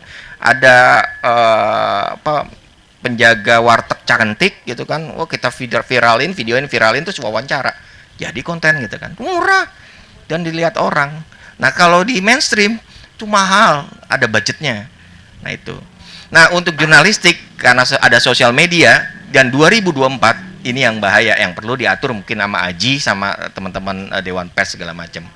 Etika jurnalis seorang wartawan menjadi tim sukses dan memegang sosial media dari salah satu caleg misalkan, atau dari salah satu calon kepala daerah atau lain-lain. Itu mesti diatur. Terus bagaimana perilaku saya sebagai wartawan, karena saya bekerja untuk media, saya sudah melakukan tugas jurnalistik ke media, saya nyetor berita, saya bikin berita dan lain-lain. Tapi apakah saya punya kebebasan di sosial media saya, di akun pribadi saya, gitu, misalkan ya. Nah itu perlu diatur. Nah yang paling parah yaitu, apakah saya wartawan dapat job BCC gitu, dia lagi mau nyalek, dia mau jadi nyalon kepala daerah, lu pegang deh karena lu wartawan kan, lu bisa endorse, bisa ini, bla bla bla bla, bisa. Di sosial media nih soal etika ya, karena emang etika seperti ini memang perlu diatur. Dan endorse sosial media. Saya nggak tahu ketika nanti tiba-tiba kita lagi nonton YouTube, kan biasanya kan ada, kalau kita lagi enak-enak nonton YouTube, ada iklan nyelonong gitu. Ntar iklannya tiba-tiba iklan capres, iklan kepala daerah, iklan apa gitu. Nah itu. Nah parahnya ketika misalnya dia nongolnya di di YouTube punya mainstream gitu. Kesannya kan si A, oh ini Anies nih gitu, oh ini Ganjar nih, oh ini Prabowo, padahal kan nyelonong sendiri gitu di kanal YouTube misalnya Metro TV misalnya, atau di kanal Kompas gitu kan, misalkan kan. Karena ini sosial media, belanja kue iklan kan larinya ke sosial media juga. Belanja iklan sosial media tuh lebih murah, tapi bisa dapat banyak gitu, bisa dapat serawuk gitu kalau beli di, dan ini kadang suka jorok, suka nyelonong kemana-mana aja gitu. Nah itu yang memang perlu jadi perhatian. Jadi bukan berarti media mainstreamnya yang jorok, tapi memang ada algoritma atau digital yang memang begitu gitu. Kadang kita kalau nonton YouTube lagi enak-enak tiba-tiba nyelonong iklan gitu, lewati iklan gitu. Kadang nggak ada tulisan lewati iklan, mesti habis tuh iklannya kan. Nah itu, 2024 ya pasti akan kayak begitu gitu. Jadi nanti kita semua akan melek internet, dan bahayanya pertarungan ada di internet. Nah, untungnya kita punya pengalaman dengan internet yang kemarin, polarisasi kemarin. Jadi kalau misalnya 2024 ya tensinya nggak terlalu seperti kemarin. Nah, karena kita udah belajar dari kemarin. Di kick out dari WhatsApp sebentar ya, paling nanti sebulan lagi di invite. Ya lupa saya sampai. Tepuk tangan dulu buat para narasumber. Udah jelas ya Mas ya? Pertanyaannya tadi sudah terjawab ya. Kalau disimpulkan sebenarnya media mainstream sama media mainstream dan media sosial itu harusnya berkesinambungan supaya saling menguntungkan atau lebih menguntungkan.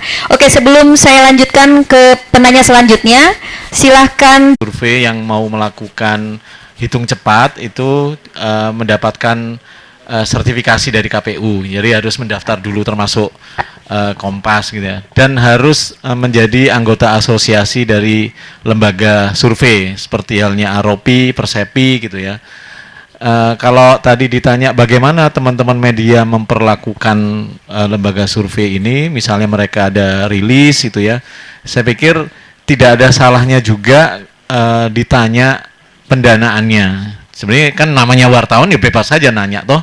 Ditanya aja. Tapi kalau kami sebenarnya sudah menjadi tradisi setiap kali rilis survei, kita sekali lagi tadi jawaban saya memanfaatkan sosmed ya untuk mendesiminasikan apa yang kami lakukan terkait survei itu. Jadi kayak kemarin survei Kompas rilis itu hari Minggu sebelum rilis itu kita memanfaatkan space ya, Twitter Space. Jadi diskusi lewat Twitter gitu ya, yang terbuka untuk umum.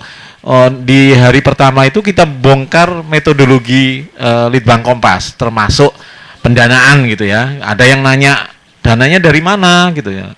Itu kemudian ya kami jawab apa adanya, memang dananya memang dari kantongnya Kompas sendiri gitu ya. Kalau kata Mas Hasminto ini bakar duit, ya memang bakar duit, duit-duitnya sendiri dipakai gitu loh, yang nggak mendatangkan apa-apa juga. Tapi itu memperkuat brand Kompas, bahwa Kompas, independensi Kompas membuat produk riset itu gitu. Bagaimana dengan lembaga lain? Saya dulu pernah diundang teman-teman Aji juga ya, ibaratnya pelatihan teman-teman wartawan bagaimana meliput survei gitu ya. Saya tekankan mungkin literasi survei bagi teman-teman media memang nggak banyak memahami detail gitu ya. Jadi kalau misalnya kapan survei itu dilakukan, nah itu penting. Kelihatannya sederhana tapi penting gitu. Jadi ketika survei itu dilakukan, kapan itu dilakukan? Ketika rilisnya 3 bulan kemudian, 4 bulan kemudian, nah itu kemudian bisa dipertanyakan. Ya termasuk pertanyaan yang basic adalah soal pendanaannya. Ini dananya dari mana? Mestinya mereka membuka diri untuk kemudian mengatakan ini dana dari kami, dari sponsor atau dari pihak ketiga, mestinya bisa itu. Dan namanya wartawan nggak ada yang larang nanya, atau persoalan yang narasumbernya nggak mau jawab ya terserah menafsirkan sendiri-sendiri. Tapi yang jelas literasi survei bagi teman-teman media ini penting, termasuk mengenal metodologi, bagaimana sih cara ngambil sampelnya gitu ya. Kadang teman-teman wartawan kan seneng sama hasil surveinya, nggak jarang nulis melototi metodologinya itu. Kadang angle-nya itu bisa aja diarahkan, dimudahkan sama lembaga survei ya. Misalnya Prabowo melesat, Anies berkurang, Ganjar ya kayak gitu.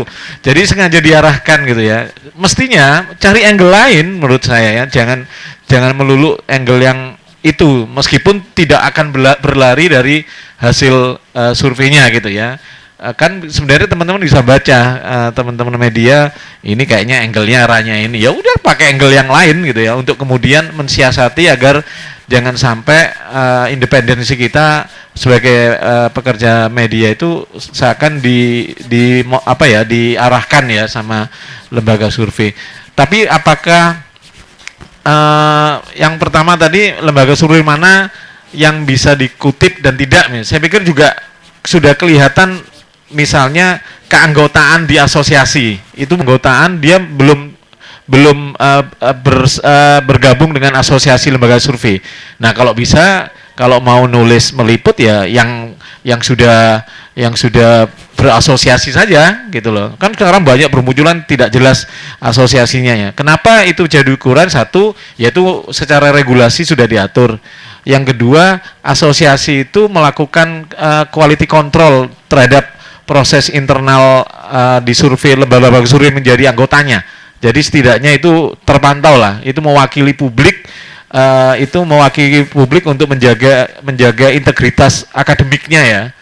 Nah, itu yang saya pikir yang menjadi ukuran yang paling sederhana adalah apakah lembaga survei itu sudah menjadi anggota asosiasi lembaga survei, yang pertama. Yang kedua, apakah lembaga survei itu juga menjadi konsultan tertentu. Kalau kita sudah tahu mereka sudah jadi konsultan ya nggak usah diliput misalnya.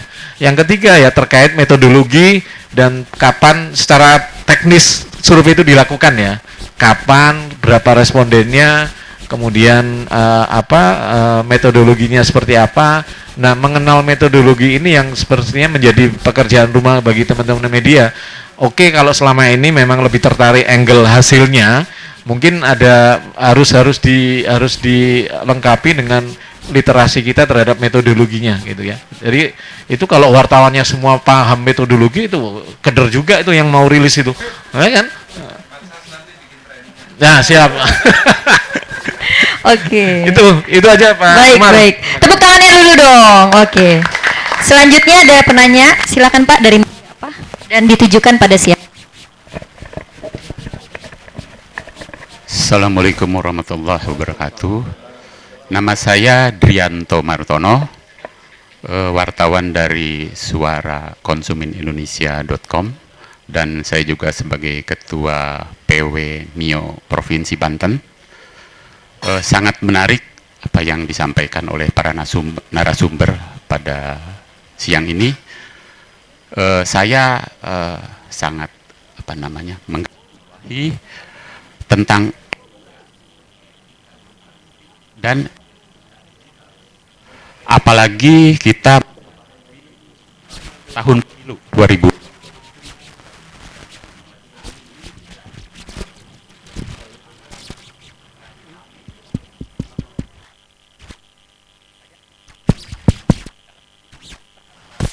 satu cek. Dekat, maaf. Mohon maaf saya izin. Betul di sini bisa. Di sini mohon maaf, mohon izin. Para narasumber yang terhormat, saya sangat tertarik sekali apa yang sudah disampaikan bapak-bapak semuanya. Khususnya mengenai etika jurnalistik dan etika digital di dalam rangka era pemilu saat ini, di mana kita sebagai jurnalis itu sangat tertantang sekali. Judul tantangan etika jurnalistik, di mana kita sebagai jurnalis itu betul-betul sangat harus kita perhatikan dengan baik. Karena apa? Yang seperti sudah kita ketahui bersama bahwa sebagai wartawan di lapangan banyak sekali anggota kita, mohon maaf saya juga mengamati sebagai ketua PW Mio Banten, karena kami Mio Banten itu mohon maaf sedikit organisasi perusahaan media, jadi membawahi beberapa perusahaan-perusahaan, dan memang setelah kita amati kita sangat prihatin bahwa banyak rekan-rekan kita itu dalam menjalankan jurnalistiknya di lapangan itu masih sangat banyak yang harus kita benahi, ya termasuk saya pribadi dan kawan-kawan. Ya ini kita, apalagi di sini ada Kominfo, ada AJI, ada Pemred dan semuanya itu sangat berkepentingan dalam hal memperbaiki etika jurnalistik, karena kita sudah ketahui bersama, banyak kita baca, tapi masih banyak kalau mengenai daripada hasil tulisan jurnalistiknya saja itu masih harus kita benahi contohnya. Nah ini tugas kita misalnya dalam hal penulisan, apalagi nanti di pemilu itu satu. Ini latar belakang dulu ya, mohon maaf sebelumnya. Kedua, itu kenapa mereka sangat terpaksa, karena sebagai profesi kita ini beda dengan misalnya profesi yang lain, kedokteran, dan kita wartawan di dalam organisasi seperti itu satu. Tapi seperti kita ketahui, seperti tadi dipaparkan oleh rata-rata semua narasumber bahwa tapi saat ini banyak sekali yang kita ketahui bersama dari seluruh, seperti tadi dibilang, bisa jadi YouTuber, bisa jadi memiliki konten-konten, saya punya uang bikin perusahaan jurnalis. Otomatis mohon maaf banyak tulisan-tulisan kawan-kawan kita ini yang kalau kita baca mohon maaf sekali itu perlu kita benahi. Memang tugas kita bersama, itu satu. Kedua, banyak sekali kecuali yang sudah seperti mohon maaf dari Kompas itu jurnalisnya sudah ada gajinya dan lain-lain. Nah, kebanyakan yang lain adalah kita kan tidak bergaji, sehingga mungkin inilah salah satu kita ini tidak dalam menjalankan profesi jurnalistiknya itu ya apa boleh buat segala cara. Ada yang cara yang beretika, di sini ada benar-benar menjalankan etika, tapi kalau yang tidak berpendidikan khusus secara jurnalistik menjalankan ya terserah dia di improvisasi di lapangan, sehingga terkadang mohon maaf seperti preman atau apa. Nah ini memang perlu kita benahi bersama. Itu kedua. Sedangkan kalau di organisasi yang lain seperti tadi, mohon maaf bukan membanding-bandingkan, tapi memang itulah yang terjadi yang harus kita benahi secara bersama-sama. apalagi nanti dalam era tahun pemilu ini, itu baru etika jurnalistik. Apalagi kalau di era digital. Nah, sedangkan tadi sudah kita dengarkan bersama bahwa kita memiliki, walaupun sudah diatur, mungkin karena kekebalan itu tadi kan kita dilindungi undang-undang sebagai jurnalis, makanya kita bebas aja, namanya nanya apapun kan kita dilindungi, boleh, betul itu. Tapi terkadang di lapangan itu beda. Ada yang bersifat, sehingga mohon maaf banyak pihak-pihak yang lain, khususnya pejabat ataupun pengusaha, banyak yang mengadu, wah ini preman, wah ini bodrek, dan lain-lain. Maksud kami, apalagi di era digital, itu kan seperti tadi sudah kita dengar bersama, sangat bebas, tanpa pendidikan, tanpa, yang penting ada dana, ada biaya, ada kebiasaan digital, bikin youtuber, jadi youtuber atau apapun. Ini saya tanyakan adalah demikian, bahwa bagaimana pemerintah khususnya Kominfo itu nggak ada ya, atau bisa diwakili oleh narasumber semuanya, bagaimana kita, apa yang harus dilakukan dan apa yang sudah dilakukan oleh kita sebagai pemerintah atau sebagai organisasi jurnalistik, baik itu mohon maaf AJI, Kominfo, atau sebagai Pemret, karena Pemret juga terkadang lupa atau terkadang mungkin kesibukan sehingga tidak dibaca lagi tuh, atau editornya ya bagaimana gitu. Jadi banyak misalnya kalimat-kalimat yang kurang pas dan lain-lain, itu dan lain bla bla bla, pasti mengerti semuanya. Jadi itu yang, wah ini masuk ini nih, panggil. Memang ada, kalau yang itu ya pasti dipanggil, diproses kepolisian dan lain-lain dan sebagainya secara hukum.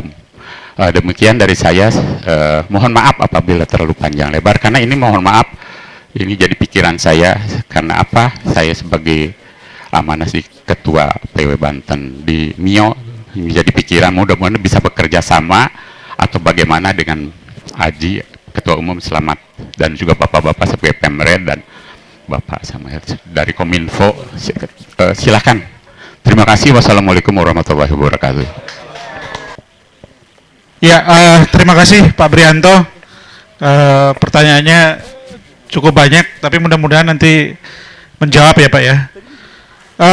Ya, jurnalis ya, karena untuk menjadi jurnalis, satu, dia harus mematuhi kode etik jurnalistik, yang di dalamnya adalah profesionalisme ya.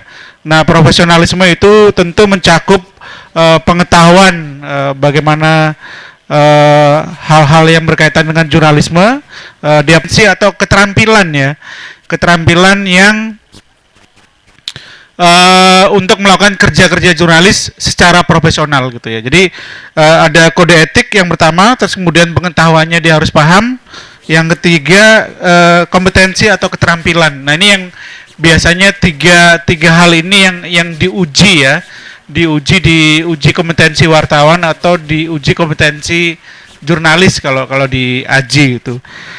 Jadi prinsipnya yang pertama adalah tidak semua orang bisa menjadi jurnalis gitu ya. Terus yang kedua, tidak semua konten walaupun yang ada di perusahaan media itu bisa dikatakan sebagai produk jurnalistik gitu. Jadi walaupun kontennya misalkan ada di Tribun, ada di Viva atau ada di Suara gitu ya, itu belum tentu kemudian diakui gitu ya sebagai karya jurnalistik gitu. Jadi ketika ada sengketa pemberitaan, biasanya yang menyelamatkan kita itu kepatuhan terhadap kode etik gitu ya. Walaupun sebenarnya begitu dia dinyatakan etik, maka dia sebenarnya karya jurnalistik.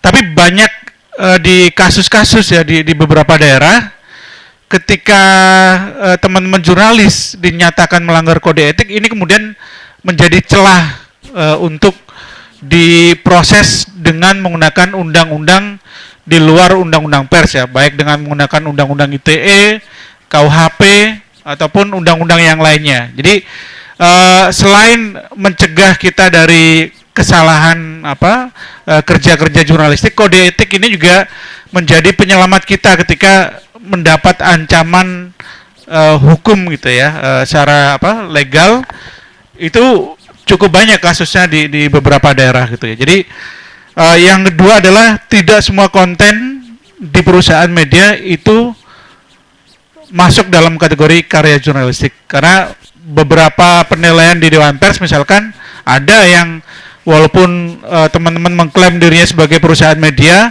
tapi ketika diverifikasi ternyata kontennya bukan konten jurnalistik, maka diproses dengan menggunakan undang-undang di luar undang-undang pers. Nah, yang ketiga ini biasanya kalau kita tidak kalau dari Aji sendiri tidak menggunakan kosakata wartawan bodreks atau abal-abal gitu ya, tapi orang-orang yang menyalahgunakan profesi jurnalis gitu. Jadi kita memang banyak menemui gitu ya orang-orang yang menyalahgunakan profesi, memeras di berbagai daerah kita banyak menemukan.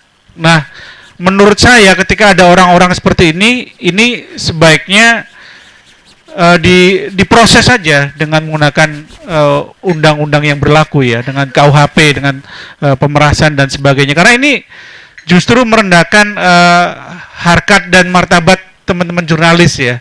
Karena di berita untuk publik tapi hanya semata-mata ingin mendapat nilai ekonomis gitu ya, melakukan pemerasan dan sebagainya. Saya di Medan bahkan sampai di jaringan internasional ketika kita keluar negeri ternyata ada jaringannya, Mas. Ada jaringannya teman-teman jurnalis yang menyalahgunakan profesi ini sampai keluar negeri gitu. Luar biasa gitu. Dan bahkan memang beberapa berkolaborasi dengan ini ya, atau kalau kolaborasi kan baik ya. Ini kong kali kong dengan kolusi dengan aparat penegak hukum yang lain, dia pegang kasusnya terus kemudian dipakai untuk memeras. Kalau teman-teman mungkin menemukan hal-hal seperti ini, sebaiknya diproses sesuai dengan hukum yang berlaku ya, karena lagi-lagi ini penumpang gelap dari undang-undang pers ya. Mungkin itu Pak Brianto mungkin bisa ditambahkan. Oke. Jadi memang nggak semua orang bisa konten lah ya. Jadi kalau yang di jurnalis mainstream, artinya yang memang diakui yang formal itu memang ada tahapannya, termasuk namanya uji kompetensi. Nah, dulu tujuan mulianya diadakannya uji kompetensi. Jadi uji kompetensi itu ada 3, pemula, madya, sama utama. Ada 3 nih. Kalau misalnya mau tingkatannya lebih redaktur tuh biasanya di madya. Nah, reporter di pemula. Nah, yang untuk tingkatan atas ada utama. Tujuannya dulu ketika misalnya ada uji kompetensi, hasil uji kompetensi ini yang akan dipakai untuk perizinan peliputan. Jadi intinya itu Dewan Pers ya. Dewan Pers yang ngeluarin uji kompetensi, nanti ada keluar kartunya bahwa ini diakui oleh Dewan Pers sebagai wartawan. Tapi sayangnya uji kompetensinya ini, hasil uji kompetensi itu belum berlaku di instansi-instansi pemerintah. Padahal penting banget. Ini yang membuktikan bahwa dia benar-benar wartawan apa tidak gitu. Karena dia harus melalui tahapan kompetensi. Sekarang ID pers ini itu gampang dibuat, Pak. Nah, itu seperti yang tadi Bapak bilang di ID ada profesi gitu kan. Nah, di wartawan ada di Dewan Pers. Cuma masalahnya ketika kita habis ikut uji kompetensi itu belum berlaku resmi buat instansi pemerintah. Padahal itu kan penting banget. Itu yang membedakan benar-benar wartawan punya kompetensi jadi wartawan gitu dan bisa meliput. Jadi kalau misalnya itu diperintahkan semua instansi memberlakukan itu ya sudah kelar, Pak. Jadi yang ada yang meliput itu ya orang-orang yang memang diakui gitu secara Dewan Pers. Ada ID press-nya gitu kan. Cuma memang itu belum berlaku total. Tapi apakah itu menjamin? Ya nggak menjamin juga. Namanya perilaku orang kan. Walaupun dia sudah jadi wartawan beneran, tetap aja kan ada perilaku yang nggak bagus. Nah, yang perilaku tidak bagus ini ya perlu partisipasi masyarakat untuk aktif lah mengadukan gitu kan. Diadukanlah ke perusahaannya. Kalau perusahaannya belum memfollow up, dia bisa mengadukannya ke institusi lain seperti AJI misalnya, atau lembaga lain ada, kalau di TV ada IJTI dan lain-lain, di cetak ada PWI misalkan, bisa diadukan ke sana. Dan bisa diadukan ke Dewan Pers biar dicabut hasil uji kompetensinya. Jadi kartu kompetensi persnya dia bisa dicabut. Itu beberapa Pak yang bisa membedakan. Saya tergelitik tadi soal produk pers dan bukan produk pers. Nah ini yang juga membedakan. Tapi ada juga yang dibikin konten kreator rasanya rasa-rasa produk jurnalistik gitu loh. Nah itu yang memang, tapi dia bukan jurnalis, dia konten kreator, tapi karyanya karya jurnalis. Ada juga yang jurnalis yang bikin, tapi kok karyanya bukan jurnalistik gitu, nggak berbau jurnalistik, nggak ada 5W1H misalkan atau apa. Dan karena sekarang perkembangannya jurnalistik bukan 5W1H lagi Pak, ada lagi satu lagi Pak, SW, so what gitu. Ya orang lain kok lu bikin berita 5W1H, so what gitu, apa pentingnya buat gua gitu kan gitu. Sekarang gitu Pak, karena ada filosofi berita ini gini, ada berita menarik tapi tidak penting, orang pukul-pukulan, orang ricu, bla bla bla, nggak penting banget buat Indonesia gitu loh, nggak buat bangsa dan negara, nggak ada efeknya gitu. Ada berita penting tapi tidak menarik, kayak misalnya kenaikan harga BBM gitu kan, kalau misalnya bahasa visual ya, cuman orang kompres duduk gitu kan, segala macam, nggak menarik gitu, tapi penting buat bangsa dan negara gitu. Nah terus nggak apa misalnya menarik dan penting, nah ini yang dicari. Misalkan ada ketika misalnya umur berita itu biasanya 2 minggu, lewat 2 minggu dia turun.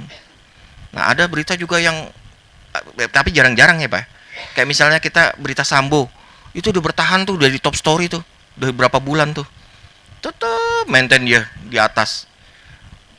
Itu lebih anomali ya, mungkin anomali, yaitu di SW-nya, so what-nya itu, so what gitu.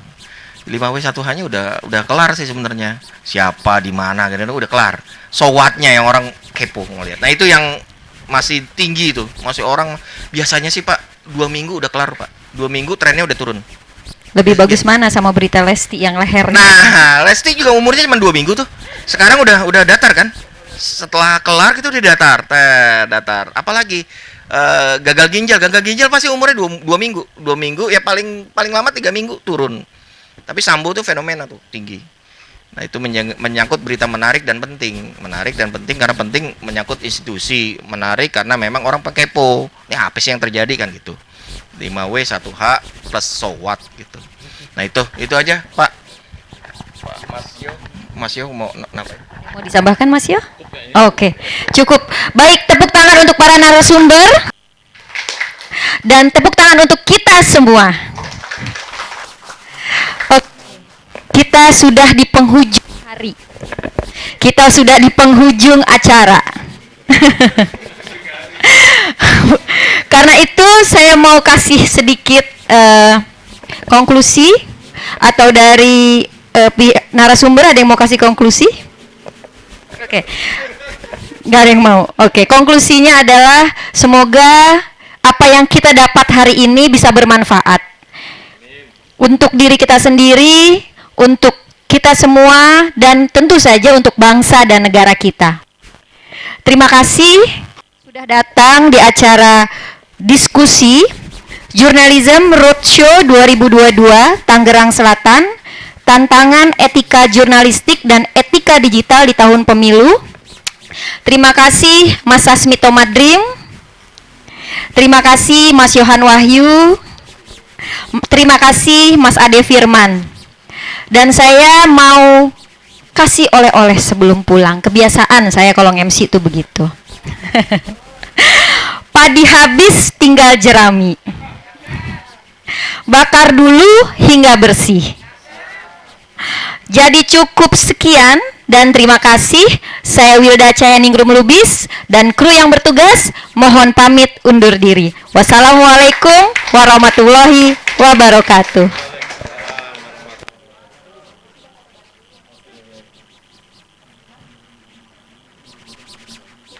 Foto bareng dulu boleh?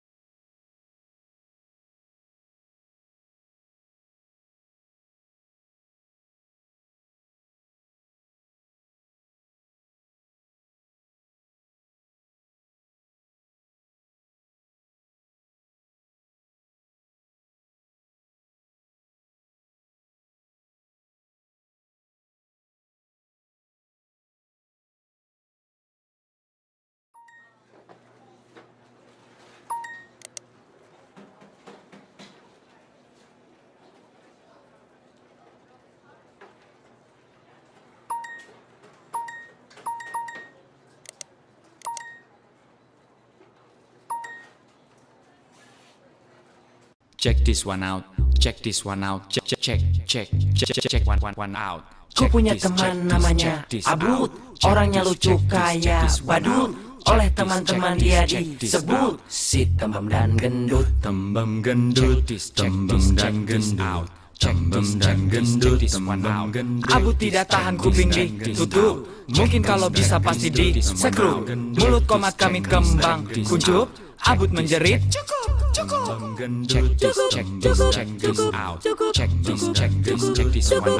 Lama-lama kepala Abud pusing karena tidak tahan dia melengking. Abud siapkan jurus yang penting, jurus cakar-cakar kucing. Kucing, kucing, cakar-cakar kucing. Kucing, cakar-cakar kucing. Kamu cakar-cakar bercanda seenaknya, mencela berkata temanmu jadi sakit hatinya. Akibatnya Abud ingin berkelahi. Ini harga diri sebagai laki-laki. Jurus cakar-cakar kucing dari Cimahi sambil menyerang teriak. Kamu cakar-cakar bercanda seenaknya, mencela berkata temanmu jadi sakit hatinya. Hei, ternyata bercanda itu ada batasnya. Lucu buat kamu, tidak lucu buatnya. Pakai perasaan sebelum kirimkan. Jangan suka bully-bully teman. Jangan bully teman. Jangan bully teman. Jangan Kamu cakar-cakar bercanda seenaknya, mencela berkata temanmu jadi sakit hatinya. Kamu bercanda seenaknya, jangan kaget kalau dia marah. Tanggung akibatnya, tanggung akibatnya, tanggung akibatnya.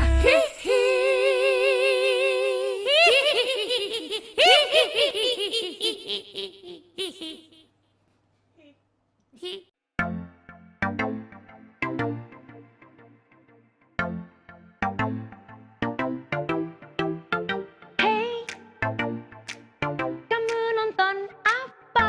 Pilihlah tontonan yang sesuai umur anak-anak kita. Hey, nonton ini aja. Hey, kau nonton dulu. Jangan sampai ketagihan. No. Hey, kita main saja. Aku sejak kecil belajar tanggung jawab dan juga peduli, agar nanti aku siap untuk pimpin Indonesia. Hey, ini kan gak lucu. Hati-hati jejak digital kita, jangan sampai data anak tersebar. Hey, Akibatnya, akibatnya. aku sejak kecil belajar tanggung jawab dan juga